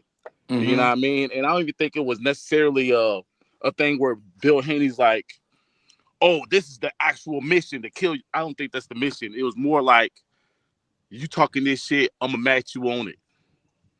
Mm-hmm. And Bill's slick with the words, so he gonna bring it to the Drago. You know what I'm saying? Like he's slick with it. So we're gonna talk about that. If he dies, like Drago say. That's just Mm-hmm. Bill being who Bill is, clever with the words. But Mm-hmm. people make it seem like that was the actual mission. That was never the mission. The fact of Ryan Garcia, he really did catch Devin Haney early in that fight. Me personally, I felt like Devin really truly never got his legs back up under him. And of course, whenever he started getting back in that motion and flowing with the fight, he got caught again. And it's unfortunate, but I feel like if Devin Haney comes out there and fight Devin Haney way, instead of always trying to please us and the people, because that's what he's been doing. His history say, "I please the people." Y'all want me to fight this guy? I'm gonna call him out. I'm gonna fight him. When we fight over here, I'm gonna press that issue. But people forget all that stuff and they want to put it on Bill. But never talk about all the things that make Bill say what he say or him, because he has a role, Devin has a role. My role You, is I'm gonna talk this. I'm gonna build you up. I'm gonna make sure people can't basically forget who you are. Your job is going there to prove it. Yeah. Me and, Well, I and mean, my and son, we and you going know out there what? to do I it. don't even got a rebuttal for you, bro. I completely agree, and that's why, because David Haney, bro, I'm gonna be honest, that's like one of my favorite fighters. But that's it's like this is where I go back to basketball, bro, with the analogies, because it's like you could have a favorite guy, but there's always a better fighter. You get what I'm saying? There's always a better player. Like, I love Devin Haney, but when shit like that happens, that shows you the difference between greatness and being good. Because a motherfucker gotta have that, oh yeah, okay, I'm gonna go in there and kill him, but you gotta have that in the back of your head. You gotta still go in there logically thinking. Nah, A lot of and motherfuckers, you feel me, they go in there and you see it with their emotions. They go in there with their heart. And I don't mean the right heart. And that's what, like, I love the nigga Devin Haney, bro, but that's why he won't be one of the greatest fighters to me. Because and it's a lot of fighters that won't be able to get there to me, in my opinion, because you gotta have everything, man. No, for real. I'm not saying he won't be a great, like, he won't be Hall of Famer, but just in my opinion, he won't be one of those top guys because you What can't is the have Hall that of Fame character though? flaw. Ain't the Hall of Fame top hey, guy? hey, hold on a second. Before y'all go too far though, Yeah. hold on a second, real fast though. Devin Haney, I don't know about everybody, but y'all let me know where I'm wrong. All right. When nobody really knew about Devin Haney, but as Devin Haney started climbing up the rankings, calling out JoJo Diaz, putting pressure on Teofimo Lopez, calling out Loma, then he had the email champion thing going on, and people were still questioning him. But as Devin started fighting everybody that he was trying to make the fights, and we all saw the struggle of him not being able to get the fights that he wanted. But the fights that he was able to get, even when he was like, the boxing guys won't allow it. You know what I'm saying? And All right. and and as he started collecting these fights, Devin Haney grew on us. I don't remember hearing people before Devin Haney started fighting out saying, "Oh, Devin Haney's the one." It's always been Tank.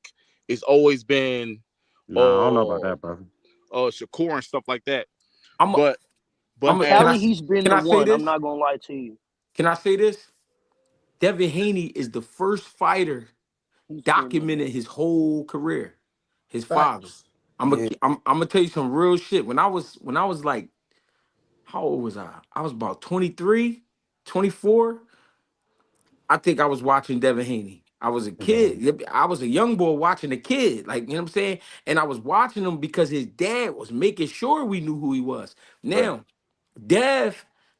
now Bill made sure he took care of his career as far as starting him off and making sure he got the wins and put the money behind him.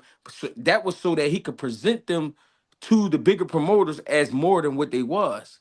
As more than just a good amateur kid. He Yeah. turned pro early as a kid, and now he 15 and 0, 16 and 0. People knew about Dev. The thing is, Yeah. Right.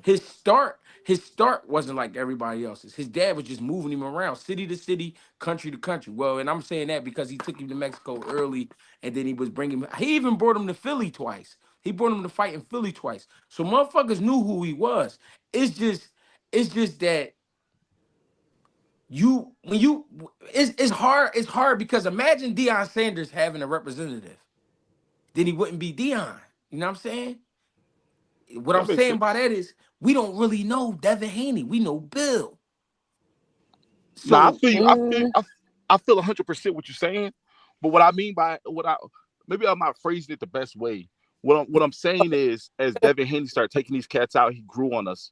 I don't remember ever yeah, hearing anybody saying Devin Haney's the number one guy in this division, but he kept on proving it and Yeah. yeah, proving it, and we was I, all I like, agree. damn, that pressure building up on Tank Door. The Yeah. pressure was knocking on Tank Door, and then the loss came. Dev. But people even started looking at Tank funny, like nigga Devin right there. Yeah. I agree We with was that. looking I at agree. Tank funny, bro. I agree with that. Like I've always went for Tank. I've always cheered for Tank. But I found myself after that Ryan Garcia fight. I kind of found myself cheering for Frank Martin, and I found myself going for Lamont in those last two. Like I've always cheered for Tank, but the only reason it's not like I don't like Tank because I do like Tank. I just felt like Lamont and Frank wasn't the people that he should have been fighting. So can I ask a question? That's Yeah, Do you think it was smart? I'm talking about both teams now, Tank team and Devin team. That's why a coach like me, I don't like them boxing, them sparring meetups where niggas talk shit and be, all right, we meet you at the gym and then we spar. That's I don't like that because now you're trying to fill me out. If you want to fill me out, let's do it in the ring. Let's do it on fight night. These niggas be acting so much like girls, and by these niggas I mean everybody. They be acting so much like girls that they getting girl shit. That was some girl shit that went on that day, and that might be the reason we don't ever get the fight. Nah, I And agree, but and and I feel like Tank and Haney didn't have much of a choice as far as sparring because of the why tutelage didn't they? that Mayweather Senior and all the Mayweather teachings that he got at a young age. All right, hold on. How you gonna say? How you going? Now, and I'm not saying you, but I'm just saying how you even gonna think you don't have a choice when we've been making our own choices from the very beginning. Oh no. When I say don't have a choice, like of course they got a choice, but sparring wars was real. Yeah, Or but yeah, but doghouse rules was real. yeah, but this the thing they don't tell you. Back in the day, it wouldn't be 150 niggas in the gym. It'd be Exactly. it'd be Thank six. you. It'd be 6, 7 people in that motherfucker. It'd be 2 coaches. Maybe you got your brother with you or something, your cousin, and then and maybe somebody that's just allowed to be in there. And you gotta Now, know somebody to have a camera on. You right? got Yeah, it ain't even no ain't even cameras. no cameras. Yeah, it ain't You know even what no. I'm saying? It ain't even no cameras. That's Nah, So gym I feel you rules. on that, but Greg, so I'm just saying for Tank. All right, I know that motherfucker tough. He could take a whooping in a real fight. He might put me through more than what I really, you know what I'm saying, really want to deal with right now. For Dev, that motherfucker really do hit hard. God damn. So now the fight ain't gonna happen anyway. They gonna just talk around it. They gonna make us believe that they really want to fight when really that fight probably not gonna get made anyway. It's that Brian. but see, I feel like you get that feeling, but that feeling is from Shakur, and I like Shakur, but I feel like you get that feeling from Shakur because that's like kind of his technique. I feel you out, then I beat your ass in the real match. All of them do it. I'm telling you. I've Mhm. been there. Cause I'm gonna tell you something. I'm gonna tell you something right now. I'm gonna tell you something right now. I seen Shakur have a hard time with a nigga in Philly. And if he was still home and he's still doing his thing, maybe that'd be a thing right now. But guess what? Shakur probably Boom. wouldn't fight him. I know I that. Shakur believe, probably. I believe. So I'm You know just what? saying But that's I don't like that part. I don't. All right. All I'm trying to say is I hear what you saying where you like, I don't be feeling Tank energy. I get that. But Tank is a different product, meaning the power. So we gonna push the power with him. With Death, we gonna push the fact that you American dream. Your father took care of you and made sure everything was okay. And everybody should respect you for that. And we gonna take the toughest fights. Cause he had to. Tank got a sales pitch. I'm gonna knock you out. Now, the fight with them with each other, it's gonna come down to the technical shit. You know what I'm saying? It's gonna come down to Tank saying, ho, you a little too big for 35. If we do fight, it's gotta be a 10-pound weight class. Dev know he too big, so he like, no, matter of fact, I ain't even doing all that. You know what I'm saying? I'll catch you later if it's like that. So then, like you said, it's a separation there where you respect Dev more because of the fights that he had to take and he won and he pulled it off. But then I don't respect Tank, but it really is the same situation. Oh Each no, each no, no, no. I think you misheard I, me. I respect Tank. No, I'm not saying you don't respect him. You said to the live that I found myself voting for Frank Martin. I Oh found yeah, yeah, myself, yeah. you know what I'm saying? So when you said that, I know you like this nigga, I see what he doing. But the thing is, it ain't his fault. It's just the way the game going. It's all this weird shit going on. That's why and you you never and, seen the camps mix the way they mix now. You never seen exactly. guys running into each other as much as they do now. Back in the day, it wasn't like that. And I know I can't keep saying back in the day because it ain't back in the day. But that's why the shit was so interesting back in the day because we didn't know. Now we know too much. yeah, I think more what Big Zo saying more so got shit laid out for him where he could pick and choose where Dev had to take the road less travel. That motherfucker was signed to a nigga that was signed to a nigga that was signed to another nigga just so he could dispute it. And had to For bet on sure. himself and take one title and go over there and beat the nigga once, then go beat him again, you know what I'm saying? And then fight Loma to get the fuck out the contract just so he could call shots. Where Tank been doing that shit ever since way back when. That's And basically don't what you saying, Zo? yeah, and don't forget though, when I was talking about the boxing gods, right? Yeah. Like if war would have never happened in Ukraine, Devin Haney wouldn't be undisputed, bro. Mm. You see what I'm saying? But the boxing gods like Devin Haney said, put that situation where George Kambosos didn't have a choice. Not George Kambosos, Jojo Diaz. Then after that, Jojo Diaz, after he snuffed out Jojo Diaz, they had to line up with Kambosos. No, matter of fact, it was Kambosos.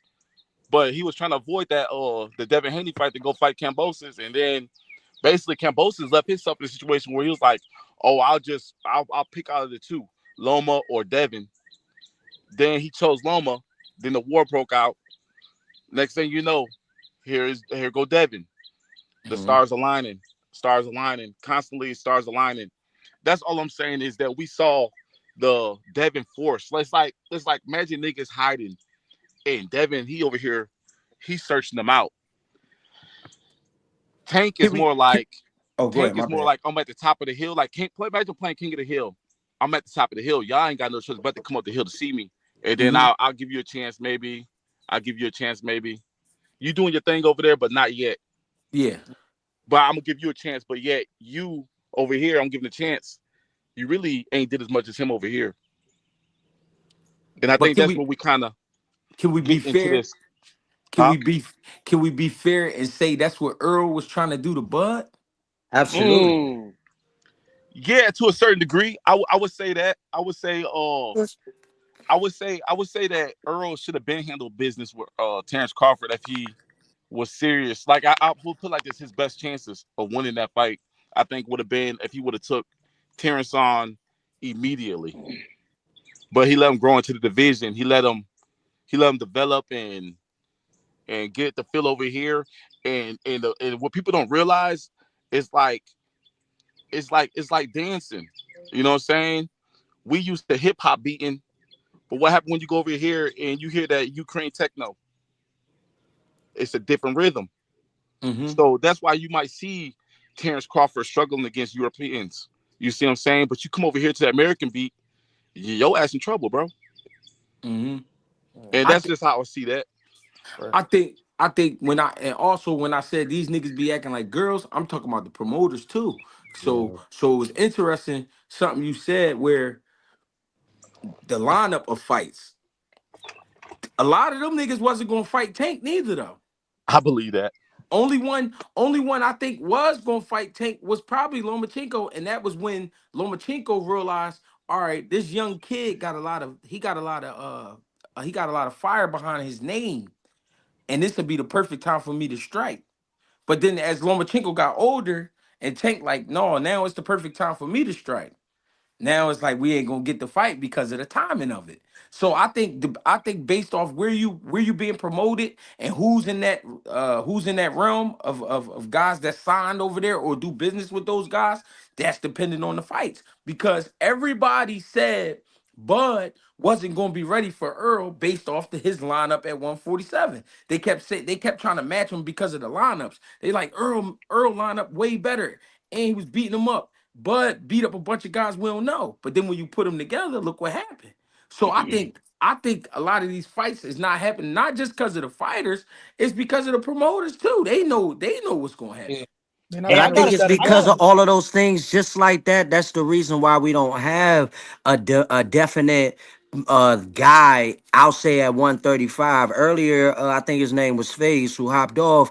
You know what I'm saying? We was kind of chopping it up about that a little bit. But my whole thing is, I wouldn't say that T.O. the best at 135 or say that anybody's the best at 135 is because they all haven't fought each other. None of them are fighting each other. And then on paper, if you really look at it on paper, Shakur has accomplished a lot more than on paper than what some of the what Tank has for real, being a two division champion, silver medalist, different things of that nature. You know what I'm saying? It's just more so about notoriety right now. Who has the most fame? That's really getting the bigger look right now, or the quote unquote A side, not because of I what they got a did in the question ring. with that. I got a I, question with you oh, saying that and with everybody saying what they was just saying. Do y'all think the internet is the problem with that, or what do y'all think is the problem with that? Because I kind of agree with G, like, because I kind of remember, like, I may be young, but growing up a little bit, I remember phones didn't even have internet.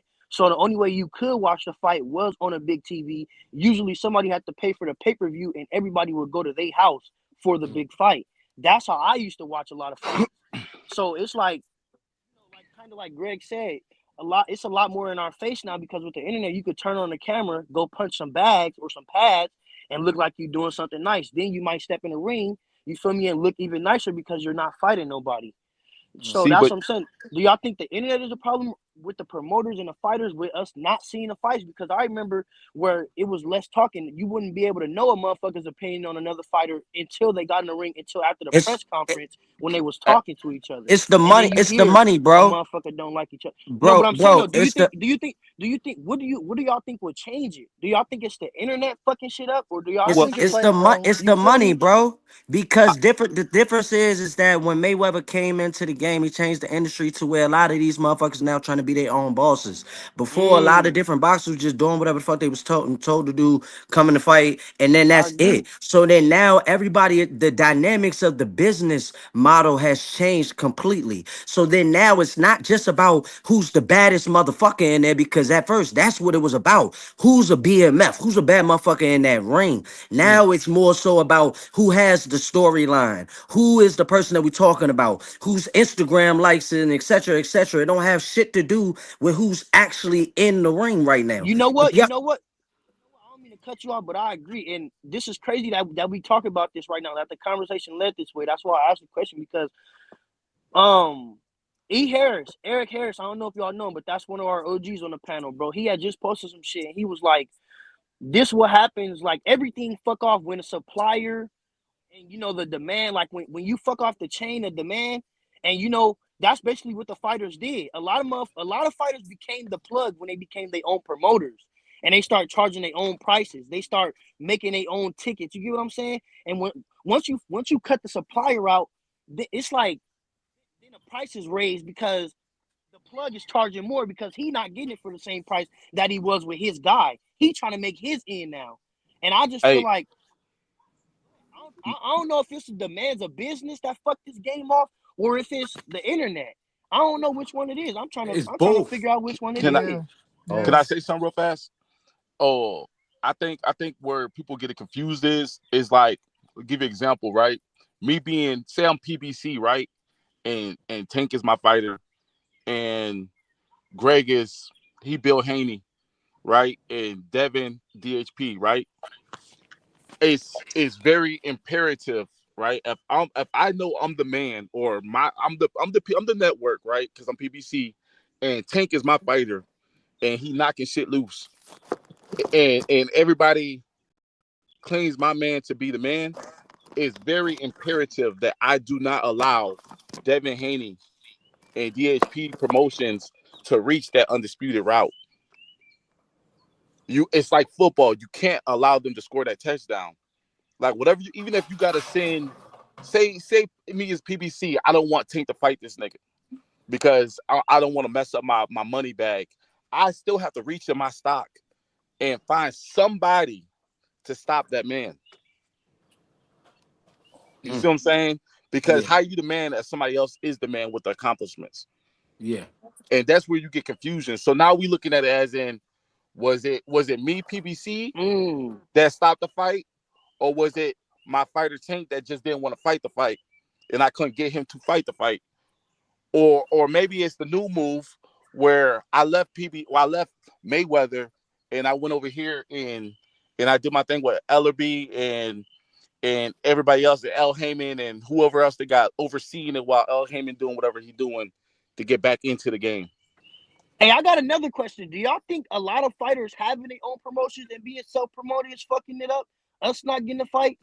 No, I don't Nah. think. I don't think. I don't think. I don't think. Yeah. Look, I'm All gonna be right. honest. I don't. I I don't think think. I don't think. I don't think it is only because really. Guess what? You still got to do business with the same guys. You still got to Yeah. do business with the same networks, and you still got to do business with the same promoters because they the ones who hold the cards. I agree, but you don't have to do the business that you don't want to do because you're self-promoted. Am I right? If Nah, you're it ain't that. self-promoted, Yeah, but you gonna your ass gonna be sitting on the side of a lake somewhere too. Yeah, it ain't you're that. gonna be fighting fighters like Tank is doing, right? Think about it for real. If Tank didn't have GTD promotions, would we see better fights out of him? No, he still would be signed to the same people he with right now. Okay, so okay, okay, okay, okay, okay, That's okay, just a okay, that's just okay. a That when they start their own promotion, that's for tax reasons, bro. Yeah, Mm. yeah. Cause I'm like, why every fighter want to be their own promoter? Like, cause bro, it's always better to have somebody overseeing and overlooking, not necessarily your checks or your money, but just to have somebody handling the business side and you just handling what you handling. A lot of motherfuckers try to put their head in a lot of different in different realms and spaces. And thinking about it, you gotta talk to promoters, niggas that's been doing this for 20, 30, 40 years. Like, and it's just like, I wouldn't want to be in that position trying to promote myself. Like, but I get it for the tax reasons though, because But you that's probably make more money. also the thing for a Definitely, lot you of them niggas. definitely make more money. Because But that's think about it. Every time Devin fight, he get more than one check. yeah. He get his But fighting what you check, were and then he saying, get his Clip? DHP check. No, I was about to say, but that's the thing. Like, you gotta think about a lot of boxers from yesteryear who we call greats. A lot of niggas is broke. Floyd was the disruptor. He showed the different blueprint, how to get the money, how to move around, how to stay in control of shit. So that's what everybody on now. What you saying is basically to go back to the way shit was when they really don't have any idea what's going on behind the scenes and they just in the ring fighting. We already Oh saw nah. If you personally ask me right now, you should be holding that turkey LC. every Turkey's not interested in everybody. Turkey got his motherfuckers bring Turkey name up like Turkey is just come one, come all. That's not how that shit go. On my Hey, soul. can I say something to y'all real fast though? What's Now, up? if I ain't mistaken, right? They just shut the Olympics down because they had a boy girl fighting, right? No, the Olympics gonna be back in LA. They're gonna be boxing in LA in 2028. Yeah. But go 2028. on, go on. Yeah. Okay, because Though, I'm about yeah, to you say, if right, I'm you not wrong, whatever. mistaken, they was talking about shutting the Olympics down. Soon as Turkey LSC started grabbing and buying out certain things, right? And they talking about all these new plans they got going on. With Nah, the Olympics shutting out, that forces they everybody to basically turn pro earlier. nah they Unless was you can afford, unless you can financially afford to continue to have fights like a Loma or one of them I European don't countries I don't think that that where that's you gonna got make sponsors. fighters go pro early, Huh? and I don't think that that's shit. That's gonna hinder some fighters because, like you said, Nah, but a it's gonna lot of open up the floodgates. yeah, it is. But then it's gonna fuck up a lot of fighters that's not gonna get that opportunity to get that Olympic eyes. Because what It's a lot still of gonna be motherfuckers don't world tournaments understand though, is even getting regardless. those Olympic eyes, bro. Like, I know a few fighters personally that got that Olympic eyes. Niggas got $100,000 bonuses just signing with these regular ass companies because they might, got an Olympic medal. Or they was at the trials or something like that. So that's gonna hinder a lot of motherfuckers, bro. Even you going to a trial and fighting in front of, you never know what promotion or what dude might be there watching that fight. That's why a lot of like, bro, them Olympics and this boxing shit really matter, bro. Yeah, That's that might almost like fuck you up the going to bag. college. On my mom, that's like, yeah, that's fucking up the money. That's like you going to Nah, college, bro. it That's could like an it could fuck up. NIL deal. Yeah, I was Look, thinking look, look, that's look, like look. the Listen, Olympics and the amateurs is like it's like college football. You know what I'm saying? Exactly. It's like the no, NIL. It's what I'm like you saying getting a to Yeah, chance to y'all, get a deal. what yeah, I'm saying to y'all is for is sure. is like is like Turkey, like for Yeah, example, they can't do that, bro. That's we need the Olympics. We need to see is who is coming up is is not they can't and put them on the they highest if I'm not stage so we can mistaken really they see the did it world. already, bro. You know what I'm saying? They what's when that? You the know when what? the You know when the what? You know what? I don't think that was none of Turkey's doing though. I think that's probably just some political shit. We got a lot going on in the Yeah, United States right now, like with the president. But like honestly, bro, I What don't. I completely agree with Clip, bro. Like, a lot of motherfuckers want to be with Turkey. They want to be down. But Turkey is like that rich guy that you just hear about on the block, bro. You never get a chance to be around. You might get some work from him from down the line. You feel me? Like, it might be down the chain of command, but you never will get to that guy unless you one of those guys. Unless you in his eyes, he's not pulling you up to that yeah. office. You're not going to the penthouse unless you're one of those guys. Turkey gotta like hey you. look Turkey gotta like you. He gotta know you. it's no different than the NBA, the NFL, or anything else. Once they set this stuff in motion, it's gonna be the same way. It's gonna be either you can do or you can't do, and you might be Literally. on some smaller network. But I think eventually, the way it's looking to me is that he about to tie everything up, and the big stage is gonna be his stage. And if you want to be on a smaller stage, it's cool. It's no difference than you got the NFL, you got the Canadian League, and all these other leagues, the Lingerie League, all this stuff that leads all the way down to the bottom of the pit. You see what I'm saying? It's looking like the play is in motion. How can we I love find it. out all the new talent where we can get enough fighters to maintain everything? Because they talk about how many boxes there are, right? So you Now think we the see here no TKO thing? Olympics. You got all these people trying to sign pro because they can't afford to finance, especially black people. We can't afford to financially pay until you're 28 years old for you to be in the amateurs. So do you think the TKO thing that he trying to do with Dana White is like kind of like what he's setting it up for? Is that what you're trying to say? It may be. It's Mm. possible. All I'm saying is I'm not gonna add blind the new ideas that they're trying to set in front of us. Ah, I think with the TKO thing, what they doing is they getting out the way of negotiating. They getting out the way of Yeah. tickets. It's a lot of stuff that you don't got to worry about when you already know what's going on. If you sign a contract knowing what you're supposed to get paid, knowing when you're supposed to fight, you know everything. Then that way, no, it should be no excuses. It alleviate a lot of shit. Yeah. yeah. Hey, what's up, fellas? I want to ask something. I heard y'all talking a little earlier, but I see this. I've been seeing this for years. Why don't people like Bill Haney? Why everybody hate Bill Haney? I think Bill Haney a great dude, man. Me, I me like him. too. Me I too. like him. From my I mean I'm not speaking for everybody, but I'm saying when when you get an outspoken black man who left a life that some of us see as wrong to make something right, you got to remember this country was ran by who? Crooks and thieves. So when somebody else do some crooking and thieving shit, or and they turn it into something great, niggas don't like it. You know how it go. Hey, but look, niggas be hating on them no more than white people. I barely see like others be shitting on them. I be seeing more because niggas hating on them. because you know why they didn't think of it first. No, exactly. You know right, what? You right, know Y'all what? right. don't Y'all y'all don't don't even. feel like it's the LeVar Ball effect?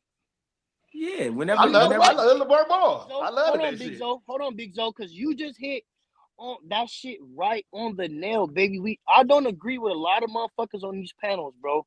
I don't agree with Greg a lot, but what you just said, bro, is exactly the lane I was finna take, bro. It's the LeVar Ball effect. When black people see you as something better than they have, and you doing something that they can't do, a lot of motherfuckers will hate you. Your own.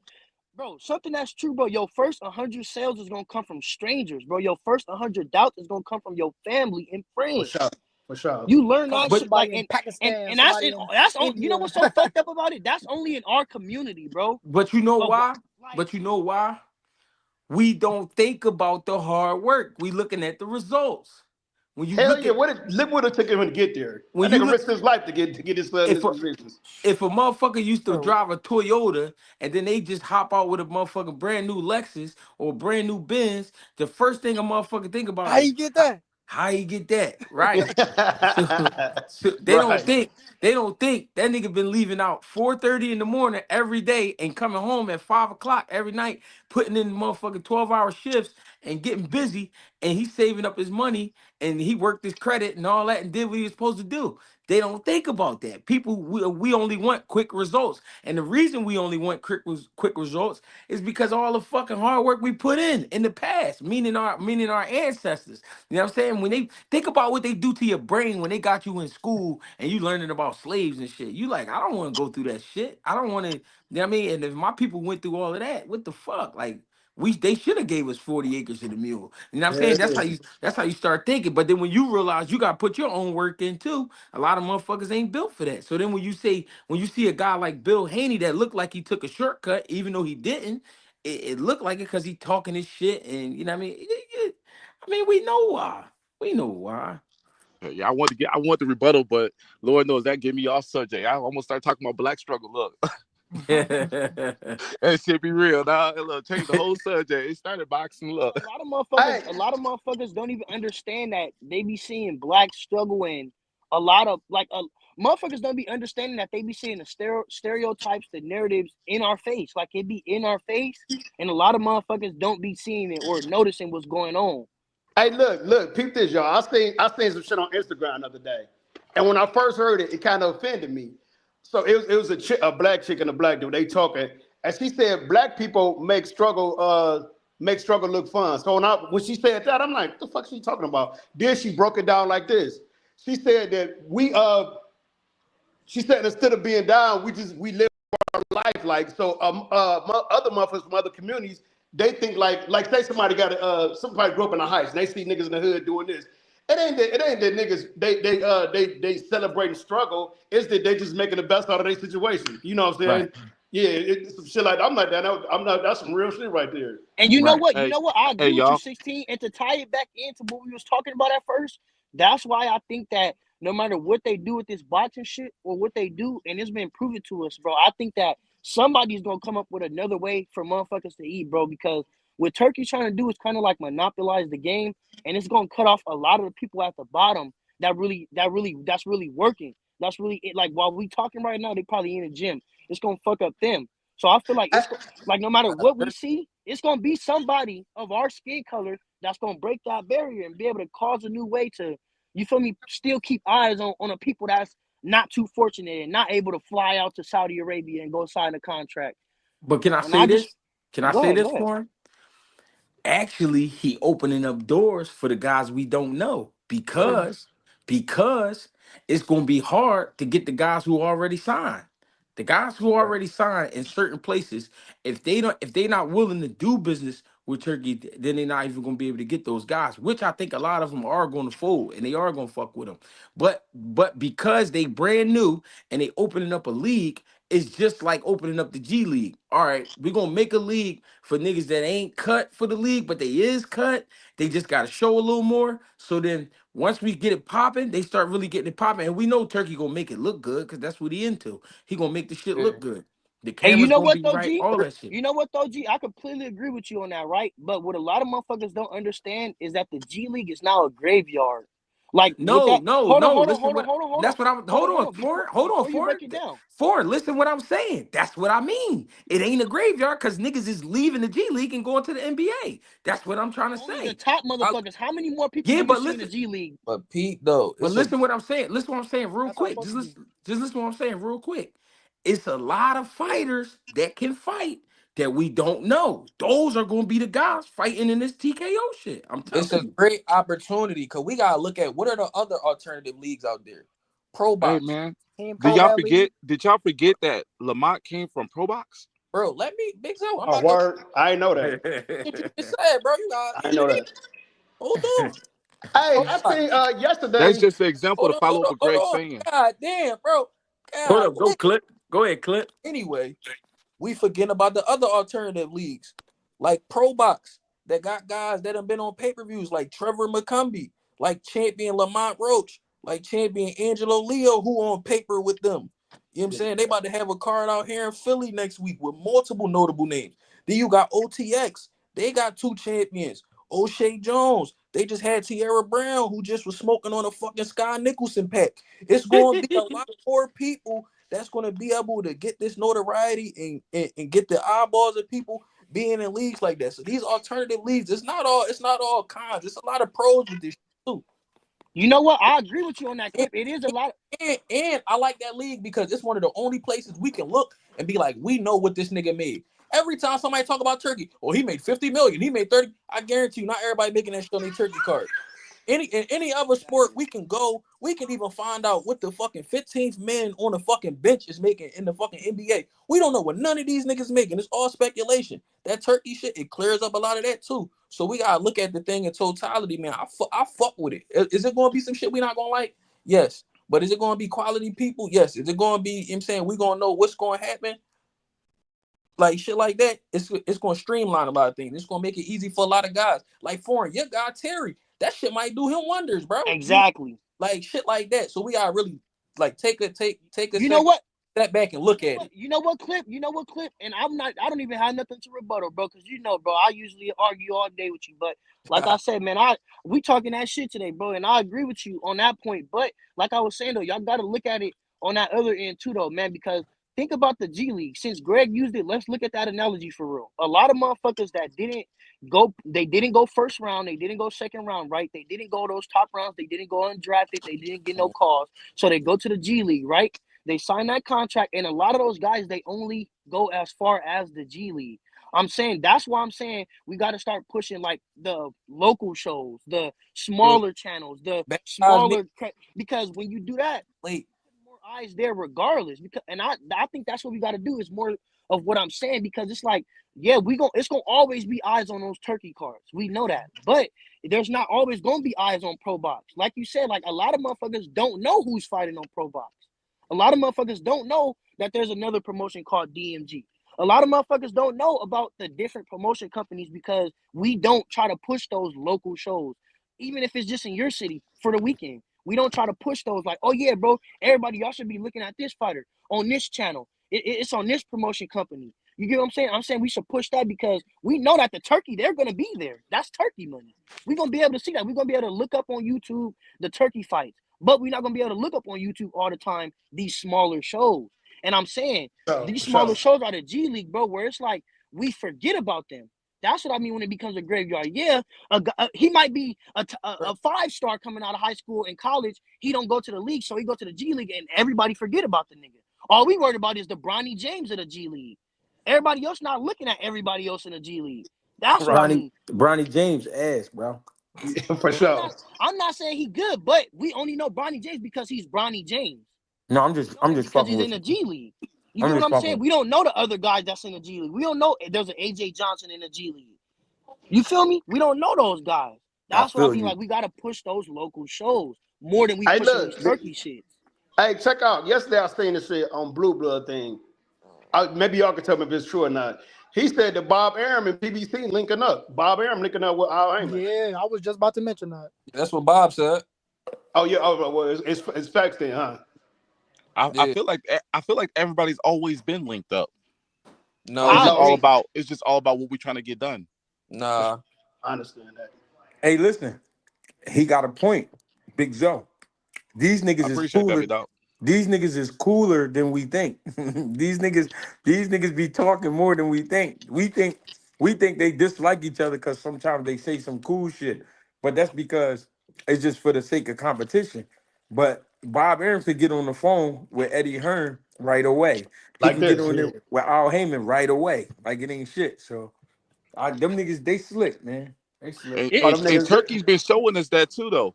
That hey, if I want some shit done, it's gonna get done. And he's been messing with everybody from every network. With this boxing shit, something that I'm starting to realize too, a lot of motherfuckers don't put real life principles like into this boxing shit, because think about the people at the higher, the higher end of this pyramid. Of course they're cool with each other. That's exactly like the judges and the DA and the attorneys being cool with each other. Of course they talking and they having lunch. We the only dumb motherfuckers that down here that's thinking that they not. Of course they is. For sure. So it's like motherfuckers. That's what I mean. Like we gotta. Boxing, you can't think unrealistic. Just because it's boxing and you might not see motherfuckers fighting on the street every day, so this may be something unusual because it's you feel me, a setup event in the ring. It's still real life principles, bro. When they go home, the fighters still might be talking to each other on the phone. Yeah. It's real life. A lot of motherfuckers don't put the real life principles and aspects into the boxing shit. They think it's unrealistic just because it's not something that we see every day in our real life. But it's still real life. You know what's crazy? Because like what you saying, it kind of reminds me of like granted, of course it's not happening, but like if you picture Turkey taking over right now, right, and him having his way, you would think that Eddie Hearn was the face.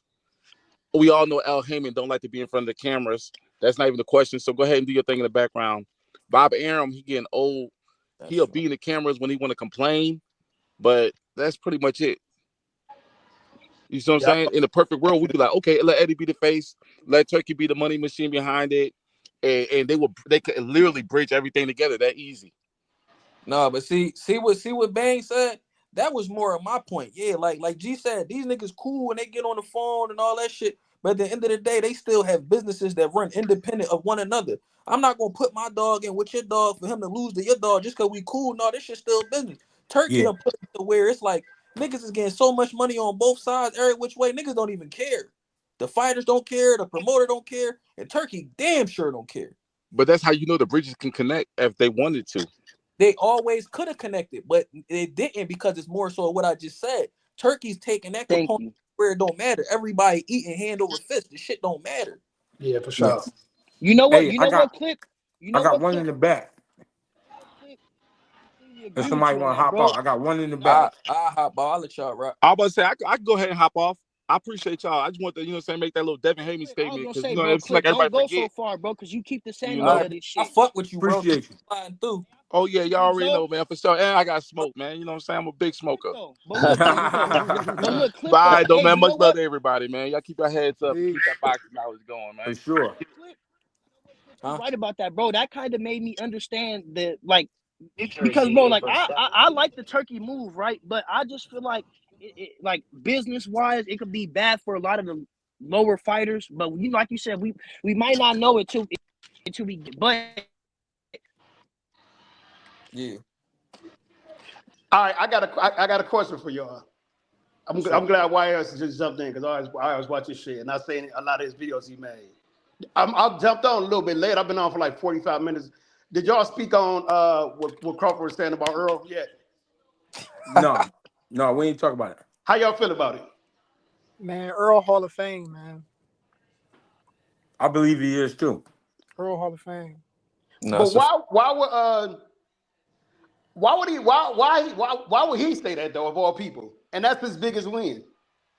I don't know. Buzz starting to feel himself, man. He know he the guy. So he's starting to feel himself. He just saying shit. He just Maybe talking. he just seeing it from one way. I think Maybe he this is what just I tired think, of. and Maybe he just tired of I can break everything. down the reasons why. In my opinion, he always was jealous of Earl. In my opinion, remember when they met? Remember when they met backstage a couple of years ago at the fight, and they popping that shit. And Buzz like, nigga, what makes you think you the big fish? Earl was like, what you just signed for like $3 million? He said, man, I've been getting that. And Bud looked dead at Bob Arum when he said that. He looked dead at Bob Arum like he gave him a look like he was like, nigga, I've been getting that. Because you got to think about for the number one pound for pound fighter to sign a $3 million a fight deal because he is number one pound for pound pretty much back then. That's like a shitty deal, like you know what I'm saying? Yeah. Yeah. true, that's true. And remember when the fight was first supposed to happen, and Bud was like, "Man, they ain't trying to pay me no money." Which I don't know if he's just lying or he ain't understand, like nigga. But he said it after the fight. He said, "Now that I look back on it, I shouldn't have been taking the money up front. We should have waited and got all the money. You know what I'm saying? A bigger share on the back end." Right.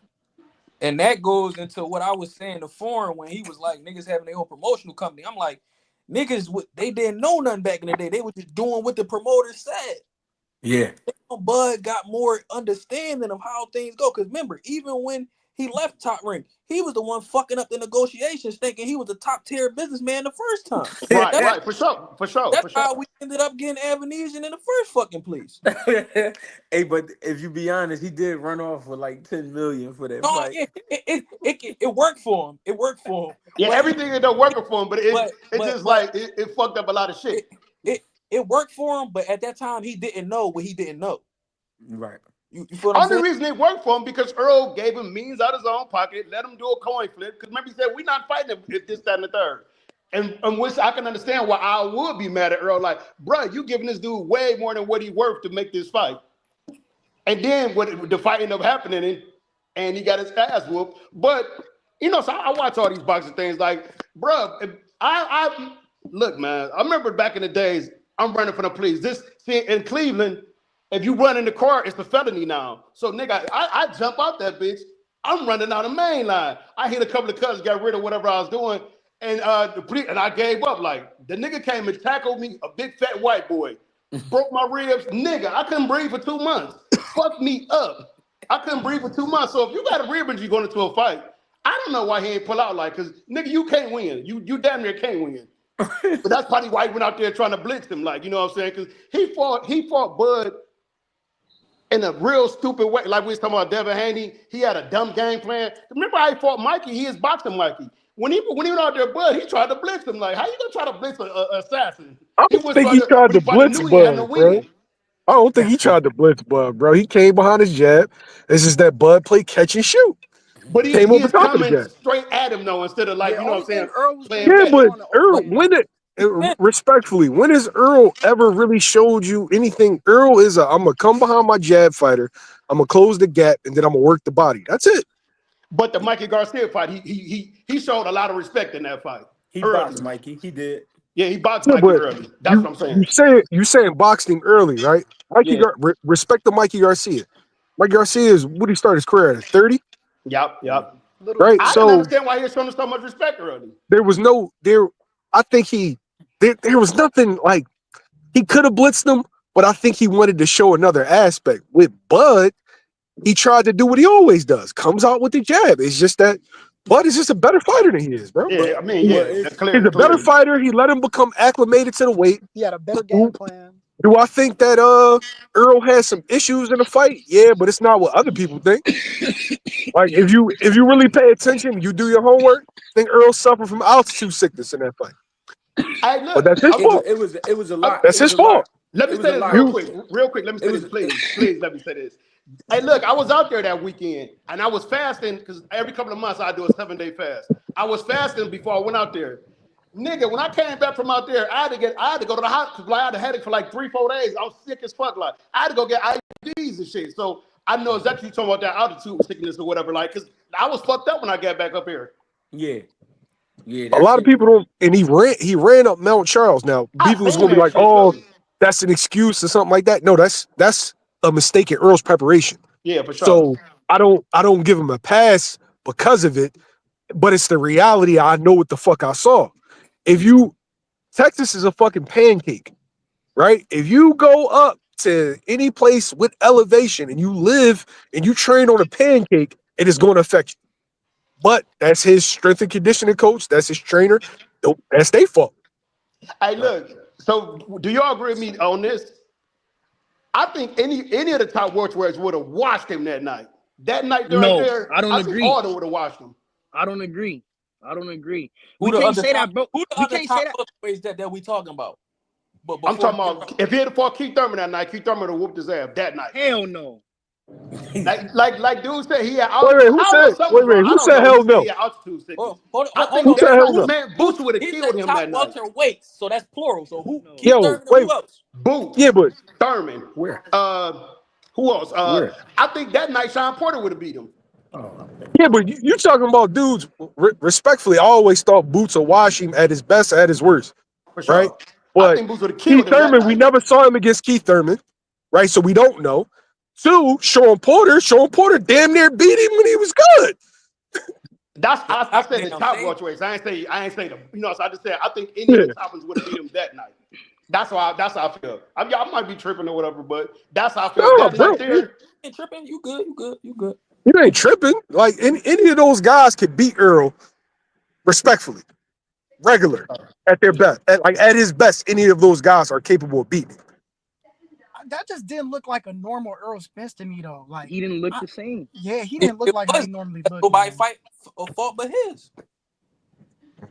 But we all seen fights where I'm not saying this happened to him, but we saw fights where a guy be good and they just age overnight. One fight is somebody he look old as fuck, and then it be over with for him. Man, we just seen that shit happen plenty of times in boxing. Better be it. We just saw it. Better be it than Bivol. I think that's a bad Better matchup be for it. him, though. I think Bivol just a terrible matchup for him. Because his feet so good, like, you know what I'm saying? The first fight, I'm gonna be honest. The first fight, I think he could have even did more, in my opinion. I think he could have even did more. And in the second fight, it looked like to me he aged overnight. It looked like Bivol was just like 2, 3, 4 steps ahead, bro. Yeah, I'm with you. Just in my opinion. I'm with Just you. in I'm my with you. opinion. I'm with you on that one. Well, that's a perfect example to me of aging overnight, bro. Because the first fight, like I said, I think he could have done more to stop him, bro. Like especially with like the 11th to 12th round, he usually could turn it up a little bit more than that. I'm not saying throw more punches, but I don't know, bro. Like the second fight, bro, it just looked bad to me. I was even saying that he shouldn't rematch him though. Bivol is one of those guys, bro, where it's like you can't get this guy a rematch. Yeah, bro. but You give him a chance to gotta be give him better. this. Respectfully, he showed up with a belt. He did show up. You showed up with a belt in the O. You got to give that man to get an opportunity to get his lick back. So y'all think the third fight gonna be worse on better be? But you know what? You can only respect it like that. That's why I kind of like with the Arrow and Bud, I respect it. But it's like, damn, because it's like I want to see that rematch more than I this feel better some kind of than way. Bivol. Respectfully, I feel some kind of way towards Bud for that. Me as, too, as, as exactly. a I feel like he boxing should have fan. rematched him. I Yeah. felt like Exactly. he Thank you. did, Thank you. and like he acquiesced to you when he didn't have to. Thank you. It Thank were, you. Yeah, I'm not. the Thank least you. the least he could have Thank I've did you. was never give been him an a Earl rematch. fan. I've never been an Earl fan. People consider me an Earl hater, but I'm just going to be honest. He He should have bent gave him a when he didn't have rematch. to. He did the heavy lifting as far as building up the following, getting the belts. For He sure. acquiesced. He acquiesced to you so you can make the fight happen, right? I I would say I felt want like to see that because of rematch. that, you got to give him his rematch. I don't even care if it's a Exactly. year, 2 years, 3 years down the line. You got to give it to him. Give him a Yeah, I chance agree. to get his lick back. I agree with you, Mills. I agree You don't with you know on Hold on, that, that hold on, bro. word, hold on, hold oh on. man. The chat would like to know what acquiesce means. He conceded to He him. He gave him gave money. He gave him Like more he money than gave he him could get. something. Yeah, he gave He him what he wanted. blessed him. He fronted him when he didn't need to. You right. feel me? It's like, it's a gesture of you feel me? But I completely agree with you on that, Mills. We don't agree with a lot, but I He said he completely agree what? with Appreciate you, bro. y'all. Like that that's why I Oh, can respect Better Be and Bivol, and not only because they rematched, the time that they did it. They didn't wait for each other to get old, or you feel me? It was a timely defense. And that you can only respect that, bro. Like you said, they both showed up with O's, they both signed a contract. He stood up to his word and gave him a run back when he lost. But I got a question. Yo, What y'all like? What's next? Who's next? wait, Benavidez real or fast. what's next at Wait, 75? real fast, Warren. I feel that way with Boots and Stanionis. If Stanionis won his lick back after he get knocked out, cool. I feel like I gave you an opportunity to unify. Give me an opportunity to get it back. But you think that should go over another unification, over the third belt fight? I'm gonna be honest. I think after Boots beat Stadionis, I don't think nobody's gonna want to unify. Oh God. Me neither. Me neither. I'm gonna be I'm honest. I don't saying, think. would I rather Boots unify with somebody else? Yeah. I'm So approaching this. You got a belt, I got a belt. y'all don't think he Right? gonna fight Brian Norman next? After I Stanionis? think Brian Norman gonna want to be last. it depend on what else on the table after that, Mill. Yeah. Bro, if you ask me my educated opinion, I don't know. Because you gotta understand, they tried to make that fight on multiple occasions. Yeah. True. And yeah, they tried to make it for the November 9th, and then they tried to make it for this unification, but Brian Norman wanted to test out the hand. And there's nothing wrong with that, but if somebody else come and jump the line, it is what it is. I don't Because I think don't know, I I respect don't know Brian what Norman, yo, but Barrios I doing. don't think he gonna want to fight him. That's just my opinion. Barrios don't want to fight, and Norman, they was talking all that shit. I just heard his pop say a week ago, we want Boost next. We don't want nobody but Boost. If Boost don't fight us next, I'ma call him a duck. I ain't hear Right. that nigga say Boost name clearly last night at all. Motherfuckers asked him specifically. He started talking about, well, I'm a man. I ain't gonna wait on nobody. Nigga, wait the fight in 2 weeks. You don't want the fight. Right. You don't want the fight. You know what's so crazy? That's the definition of falling off, bro. They ain't fought, and I ain't even saw Brian Norman on nothing since. I'm not gonna lie to you. Like since the fight with Greg Hackett, I have not heard from him, saw him on any type of anything. Maybe I'm living under a rock right now, but that's the definition of falling off. That's where clout chasing ends wrong, and Yo, it these goes people wrong. that you cracking me the fuck up, bro. Your name Goku and you talking about Booster look invincible. How many times we saw Goku get his ass whooped, but we still knew he was the man? Fuck you talking about? You know what? Like I'm gonna be honest, bro. I think that, like, man, I think it's another element, bro. Like, I feel like we're gonna get to see that boost that y'all been talking about. I hope we get to see it, man, with this Stanionis fight. And I just hope Stanionis coming there to actually win, bro. I hope he's not just talking on the cameras like these other dudes been doing, like Barinchik. I hope that he's actually coming in there to try to take Boots' soul. Because if he is, then this might be really a fight of the year type of fight, man. Because Stanionis is not a slouch. I've been looking at him. Thanks. But but Or I I hope he come in there with that heart, man, trying to I take think it's take gonna look the other like guy's Villa. I soul. think he'll beat the shit out of him. Yeah, bro. I'm trying to see him do what he did to Villa, bro. I think that's what I think it's gonna look like. I think he'll That's beat what the I'm shit trying out to of him. see. yo, Yeah, you my question is, why does he got to look invincible though?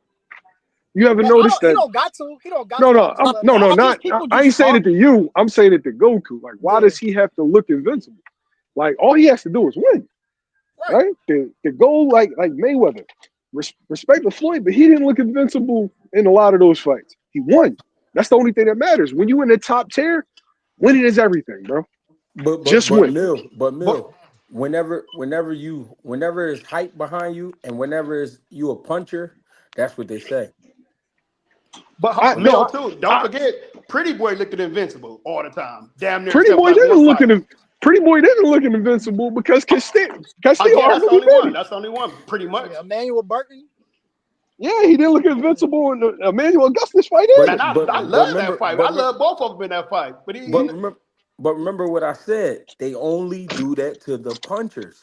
Mike Tyson had to look invincible. Tank had to look invincible. All the punchers got to look invincible. Wilder, he had to look invincible. That's yeah, the that's true. rule. That's the rule for the punchers. Yeah, yo, Nick J. Stanionis definitely not coming to lay down, but you can learn a lot from the way a man communicate. He doesn't sound confident in himself.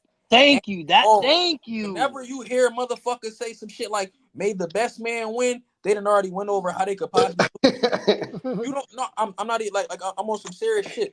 Like go back to let's say some recent shit, right? Everybody talking about where Andre, and everybody just know what Benavidez just did. Go back and listen to their press conferences how he was talking. That's kind of the same fucking way Stanionis is talking. You know what I'm saying? He already know he up against the best in the division. And Stanionis, I like Stanionis. I've been felt like he was like top tier in the division, even when Spence and them was there. He's not talking like he looking to come away with a fucking victory. He's not gonna go in there and bitch up and look to lay down. He's gonna go in there and try to win. But he already know what's up, and that's just the reality of the situation. Hey, in my opinion, Mill, you said why do we have to look at Vince? In my opinion, it's because he was trying to fight. I don't agree with he have to, but everybody hate him because he is trying to fight Bud, and they seen him as a threat. So now any little thing if he have a close man, he won 12 rounds against in the first fight. The second fight he won 8 rounds, and that fight made me respect Karen. I'm like, oh, Karen can really fight. He can box or he can get it. You know what I'm saying? He can mix it up a little bit. But that's what it is. Though people just No, they want to criticize I him. listen. I understand why I wanted people to come to grips with it's out of hypocrisy though. Right? Some Yeah, for sure. dudes, it's like some dudes like Tank has had a tough fight, right? Fucking Mhm. Shakur knocks out Padley, right? Right. Padley's a man, right? That Mhm. don't mean just because he came in on short notice, just because he's a fucking electrician, that he gonna lay down. So you criticize a dude for getting a 9-round TKO. You criticize the dude for having a tough fight with Lamont. You criticize Dev for getting caught with a good shot against Linares. Like, why do certain people have to be perfect and other guys just got to be tough? I think because a lot of dudes in boxing, there's too many radical fans. So if they like Tank, they hate everybody else. I think that's why people don't like Dev. That's where it started at because Dev Mill, was calling Tank out. In my Mill, opinion, that's where it came from. Mill. And I told you why, Mill. I know, G. Since I know. since since the beginning of time, the baddest motherfuckers in the game been big black ugly motherfuckers. Hey, you retarded as hell, man. Jack Y'all niggas Johnson, is stupid. Hey Jack Bang, Johnson ass niggas. hey Bang, what time we doing Sunday dinner, baby?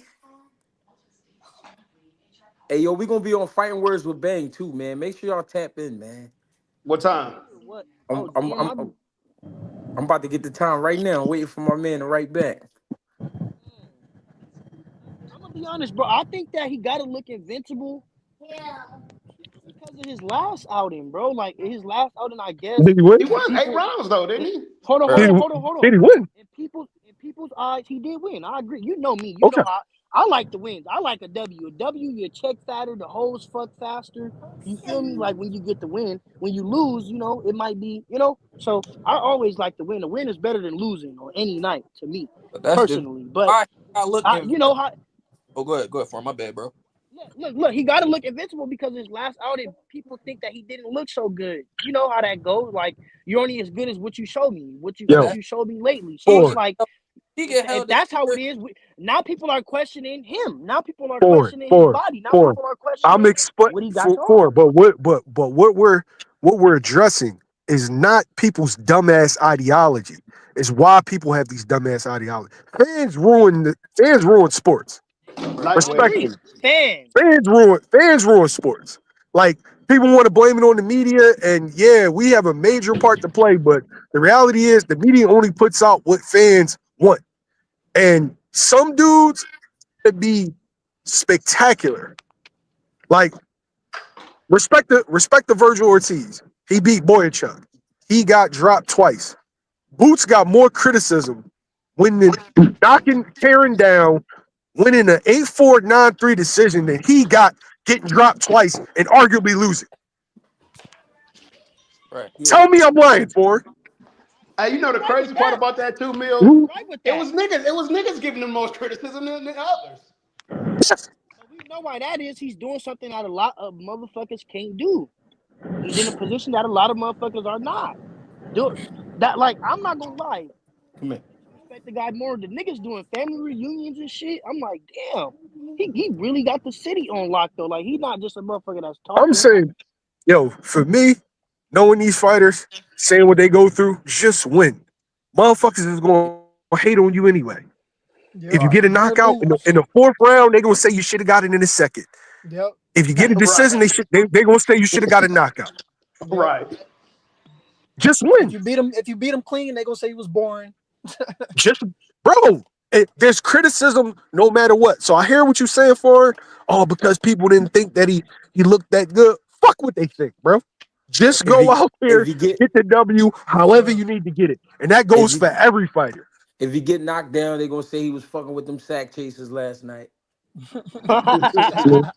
Nope. But you know what, bro? Like, I agree with you, bro, on the just Mhm. win part. And that's why a lot of motherfuckers don't like Floyd, because no matter what you say or what you do, and that's why even a lot of motherfuckers don't like Bud, because no matter what you say or what you do, motherfuckers just win.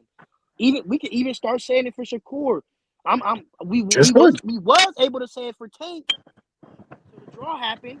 But you know, it's certain fighters, bro, where it's like no Come matter here, what you chick. say, no matter what type of flaw you point out, when you look at their record, there's no blemishes. It's just wins. That's And what a man. lot of motherfuckers don't like motherfuckers Is that a just draw a win. blemish though? Is a draw a Hell blemish? yeah. Hell yeah. Draw a win. Didn't Depending on Joe who's judging. Kawasaki retire with one draw Draw a though? win. With like No, 50, 49-0 with one draw? no, Wait. I just want to know on the panel, is a draw a win?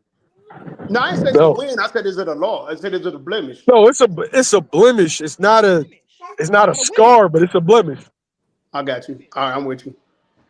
My opinion, it's a blemish, bro. Anything that's not a win. If you don't got no O, and that's what fucked up the game too, though.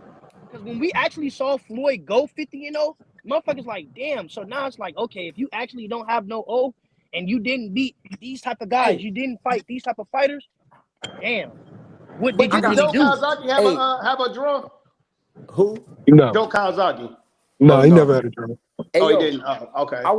I wish Karen could have fought other fighters before he fought Boots. I wish he could have fought like different fighters in the division before he fought Boots. I think we I would want have to fight other a fighters now. different. I want him to fight the fighters now. I swear to God, I do. Nobody, no, bro. If you are a manager or a promoter, you're gonna say hell no, Yeah. Right. no, Right. fuck him. Nobody probably wanted to Hey, that fight nigga can him. fight, man. He They can probably fight. wanted to fight him. Hey, he tougher than leather and he can fight. Yo, he did an interview with me and Bang while doing his inswell. Yo, you hear me? Yeah, I see. Yeah, I see. He on bro. the I'm trainer. like, yo, and he had this look of like just defeat, Yeah. but he earned everybody's respect. It's like you ain't run this time. You rumbled. You lost, but you rumbled. Now, Respect to him, Curtis, man. so why? I'm gonna ask you the same question you asked us. Why do you think Bud got to look? I mean, not Bud. Boots got to look. Why he got to look spectacular all the time? There's two reasons. Well, three. Am I being completely honest? I don't Yeah, want to ruffle no feathers. do We it. don't One, Do Go it. I ahead. bet That's we why I don't asked one, Talk you. that nothing but shit. honor. Go ahead. Nothing but one. honor. Black fighters are held by a different metric than Facts. other fighters. Mexican fighters just got to step up and rumble and give it they all. Black fighters can't show any weakness, any kind of weakness. And a part of it is what we go through in America, but also part of it is we're so dominant in this sport or in athletics that we just have a different scale, right? Right. Two, him wanting to fight Terrence Crawford fans, and he gets a lot of bullshit from a lot of black fans because Crawford fans, That and that's it. I know they're gonna jump on my case for this, but here's the truth: Terrence Crawford fans were wrapped up in a rivalry with Earl Spence fans. And Boots came at the wrong time because Boots came smack dab in the middle of the rivalry and wanting to fight those guys. And the eye test leads you to believe, like, damn, he might can do it. He might can beat him. And I don't think that they like that. And so from here on out, he's like their public enemy number one. Like, bro, it don't matter what I put out, I still get bullshit from the same group of dudes. Hold on one second.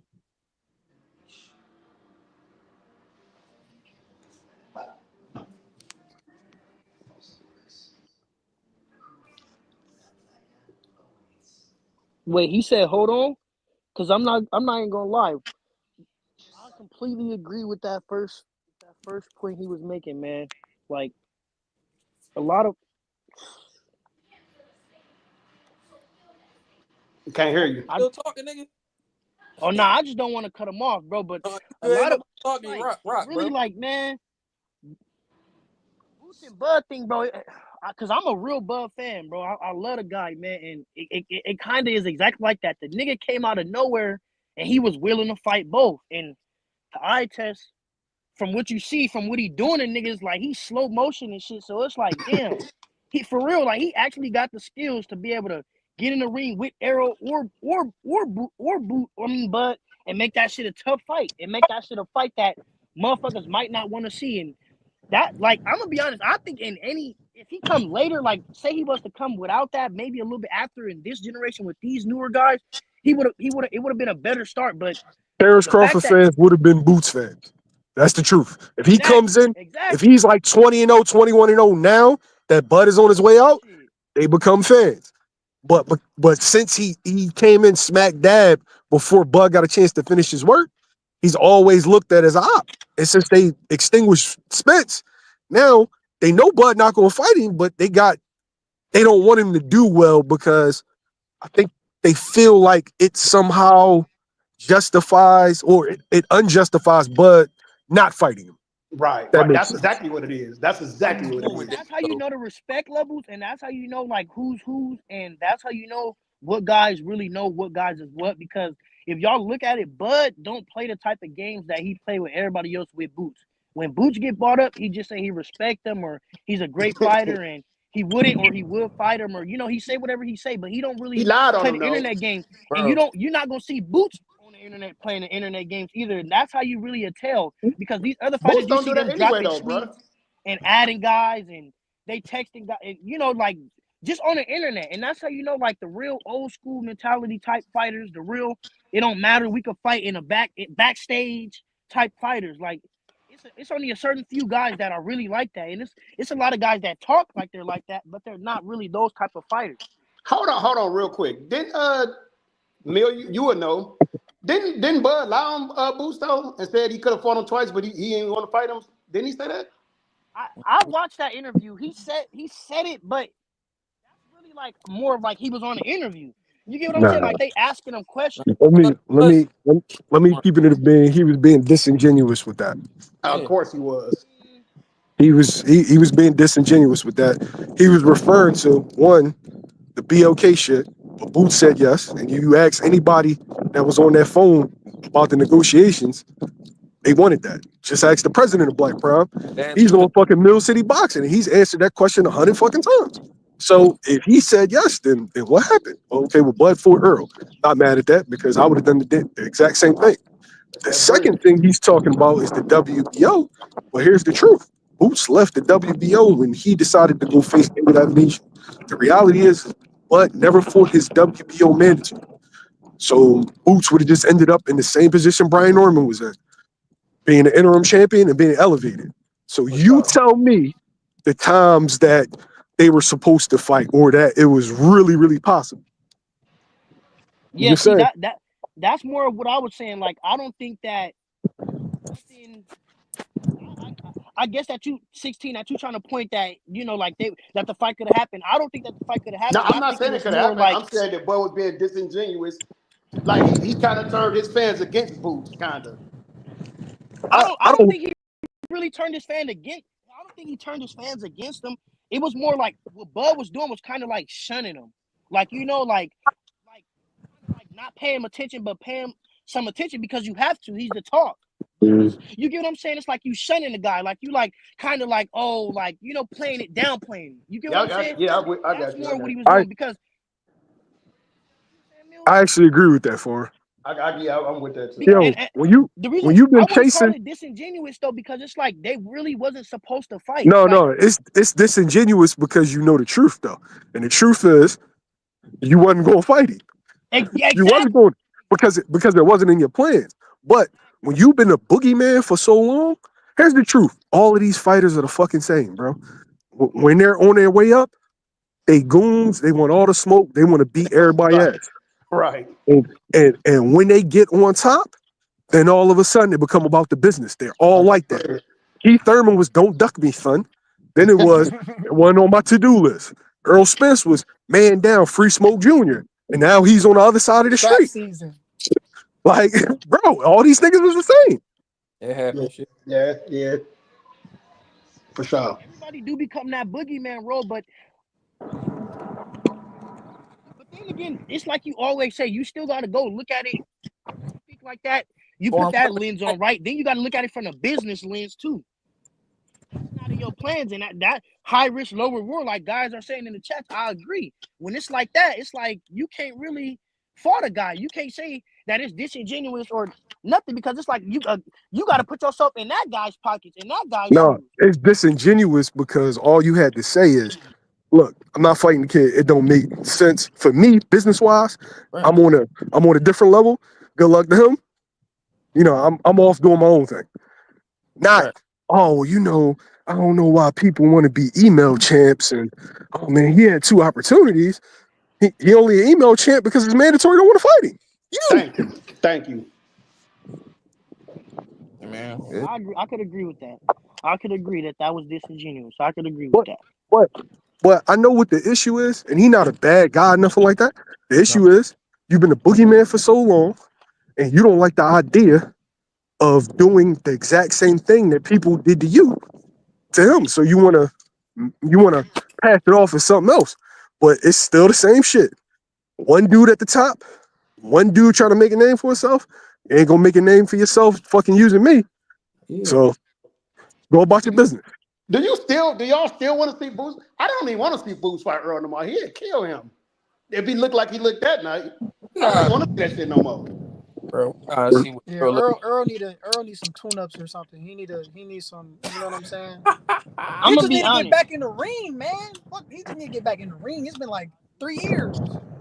I agree with you on that, but I'm gonna be honest. The only time I would want to see Errol Spence and Bud Crawford fight Boots is gonna have to be some Jake Paul, Mike Tyson shit, bro.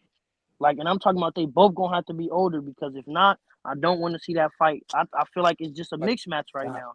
them I A think fights. in the super, primes, a super maybe mismatch. I think the only way that the fight would have been fair, this might be even a little bit unfair because I feel like Boots would have to be, it would have to have been back then, and Boots would have been younger with less experience, and I feel like they would have been, in the prime of their careers. But I feel like right now, Boots is in the prime of his career. Like, I don't even think he cracked the prime yet, type shit. Yeah, you're In not. my opinion, for real, in my opinion, I don't even think he really cracked the prime. I just think he, cooking the guys, turning niggas into prime steak with what he got, turning shit to sugar. But I think that right now, they're past their prime, bro. Errol Spence and Bud, bro. I don't know. Boots, he looking, I don't know, bro. Young, hungry lion, man. Just to me, I don't know. I think he kills both of them. I think he kills Errol Spence for sure, and Bud, he might. I don't No, know. I'm talking I don't about know. like for real, like Rocky Forest out. That's what I'm thinking like that. Like I don't even want to see that shit. Man, he was man. Bro, he Yeah, not. that's what I'm saying. Like we talking about Errol Spence fighting Fundora, like the way Fundora. Right. Like, He might. I mean, I don't know. exactly. Like I don't. Earl, I my don't even want guy. to see that Earl, one of my fight. favorite fighters. Not because the way he fight, the way he handled the fight business. No tune-ups. He fought all tough guys. Like that. That's why I like Dev too, because Dev fight. Man, Dev got a cold resume, and he a youngin too. Yeah, but that does so much damage to your body over time. Fighting Yeah, for all them sure, for tough sure, opponents and no for sure. tune-ups. Like even Tank said it. Sometimes you gotta fight like B-level guys in between those tough fights. Those A-level dudes. I agree. Like C and D level guys, but Chavez know, used to do it. Yep. All the time, all the time. Yeah. A lot of greats used to do it. Go look at their resume. Yep. But see, you know the that's how problem you is. last a little bit But longer, you bro. know, We see but you with know the what the Errol problem Spence. is. You know what the What? problem is? Guys don't want to take pay cuts. Yeah. Yeah. Cause you can go slide off and fight a guy on a local level and just, you know what I'm saying? You can do that, but a lot of these guys choose not to. Oh, but remember back in the day too, the weigh-in was the same day, so they wasn't. I'm sure they wasn't cutting nowhere near as much weight as guys got to cut. Well, most guys that they That's got a to cut great point. now. That's a great point. So you know what Yeah, I'm saying? but The that training camp too is brutal. I'm sure. Yeah, but you could Yeah. fight a lower level guy at a higher weight too, because it don't have to be a title fight. Yeah, I got you. Yeah, you're right. You're right. but that's because the money was a little bit different. Now it's a lot more money in the game itself. So the guys at the Um, top are making way more money than they was back then. I don't know, man, because like What? Oscar been eating. Yeah, Yeah, niggas. Oscar been eating, but he's more like a late '90s, early That's what I was 2000s thinking type about of around fighter. that time. Like you know what I'm saying? I'm thinking about older. Oh yeah, yeah. Like You right. the You right. money was so yeah, like Greg said, you could go fight a dude on a lower level because they were still making damn near barely half of what the top guy was making back then. Now, if Hey, you at that lower level fighting on Wait, pro wait. box, Yeah, but you gotta also factor in inflation though. yeah, that's what I was just Yeah. about to say. I Gotta was just about factor to say. that in. I agree. Because at least 5 million is really like 5 million to six is really like a 30 piece. You know what I'm saying? Yeah, for Yeah. sure. It's a lot more money now. It's a lot more money now because of inflation itself. But then again, the dollar still itself and the product, like what they're making, the outlets, everything is it's a lot more in the game now. It's motherfuckers got sponsorships now. Motherfuckers got all these different things, YouTube pages. Like it's a lot more money in the game itself to where the top guys now, if you are Ryan Garcia, you don't have to even have a belt. You still can make 20 million. And it's a fighter at Pro Box that might be better, more qualified, like a Lamont Roach with a belt, with a better record, with a better even amateur record. But Ryan ain't make Way crazy less money money. when he fought Dorte or whatever his name was. Did he? He ain't make crazy money that fight, did he? I'm No, sure but he I'm didn't. saying though, think of Nah, how right. much Lamont Roach was just making. Right, right, For right. real. Like Lamont Roach, he said his first deal was 5 figures, bro, 10,000. I know somebody that got more than that in my city. You get what I'm saying? Like, so Ryan Garcia is making like millions, and he don't even have a belt. And it's a guy like Lamont Roach, as qualified as him, and the amateurs with Tank and all of that. He's very qualified, and he's making that much money. He signed for 5 figures, his first deal. All right. You Yo, get me? but Like for real, for you real. understand that and this the words of Greg Hackett, popularity, right? What I realize is that everything's about ticket sales, bro. They don't give a Yep. fuck about accolades, bro. Do you bring people? Do you bring bad bitches? Do you bring the BBLs out? Do you bring the dope boys out? You know what I'm saying? Like Who BBL celebrities you bringing stink. out? that's what they care about. If you Yep. bring tickets, number one rule of promoting is protect your ticket sellers. Hey Mill, So BBL stink though, Mill. yeah, you funny as shit for that. Yo, but when you were talking about Pro Box form, I'm not sure if you realize that PBC and Pro Box got a partnership. You're gonna see a lot of PBC dudes that are kind of like mid-tier fighting on Pro Box. A lot of them. I want to hit. That's Yeah. a good step. That's a good step. I like that, So bro. what? How, And how the I like hey, that. yeah, you would know, Mill. How the top rank of PBC thing? What is that? They just gonna be fighting on Amazon or how that's gonna work? I don't know. I think it is going to fluctuate depending on, I guess, who the ace out is in scenario. But the reality is that people think that they was just going to do nothing. You feel me? For sure. Like, did like you're attacking the infrastructure of boxing? Did Turkey Alashiki think that they was just gonna lay down and just let him rock? Fuck no. You're about to see everybody of the old guard come together. Yeah. They should have been doing that shit, but they gonna do it now. I mean, Yo. remember before it was the equivalent of whoever from Philly, right? You got a dude that run west, you got a dude that run the northeast, you got a dude that run South Philly, and now you got an outsider coming in talking about I'm gonna take over the whole city. You gonna take over what? We already got an understanding around here, right? Yeah. I don't come up the boulevard past Cotton, that's you. You know what I'm saying? You know not to come down Cobb's Creek. But now you got a dude talking about he gonna take over all this shit? Yeah, that ain't flying, yo. You're about to see the Great War of Boxing, and that means more boxing for us. It's a win. For sure. Real shit. It's gonna be great. I was gonna Hey, say that it's gonna equal a win either way, bro. Because we gonna get the better fights. Motherfuckers gonna start putting out A1, literally. hey, yo. What was you saying, though, Greg? No, I gotta get the baby tightened up, and then I gotta get ready for dinner at 4 Oh, o'clock die. East Coast time. Oh, You know what I Yeah. mean? 4 o'clock. If 4 o'clock East Coast time, 3 o'clock what they call that, Central time. You know what I mean? We getting it going. Me and my nigga Bang. So I would like to say I appreciate all you fellas that tapped in today. You know what I'm saying? Y'all have a great Sure. Sunday. Don't be late for dinner at Fighting Words with Bang. He said we're gonna do a seafood spread. So you just never know what you're gonna get with a seafood spread. Plenty of garlic and butter and what they call that shit? What they call that shit? Fucking old all bang, type of things and wings old and bang. dips and All chips type and of dips and platters. All type of old all bay, type of yeah, plates and All platters type and of platters. whatever you need and options and choices and all shit yeah, like that. But yeah. before I go, I just want to say, you know, Fighting Words with Bang, Greg Hackett, GHB TV, man.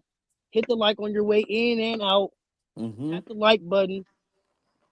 Tell a friend to tell a friend to telephone, because it's telephone and we talking boxing with Greg Hackett, man. Hit the like button on your way in and your way out.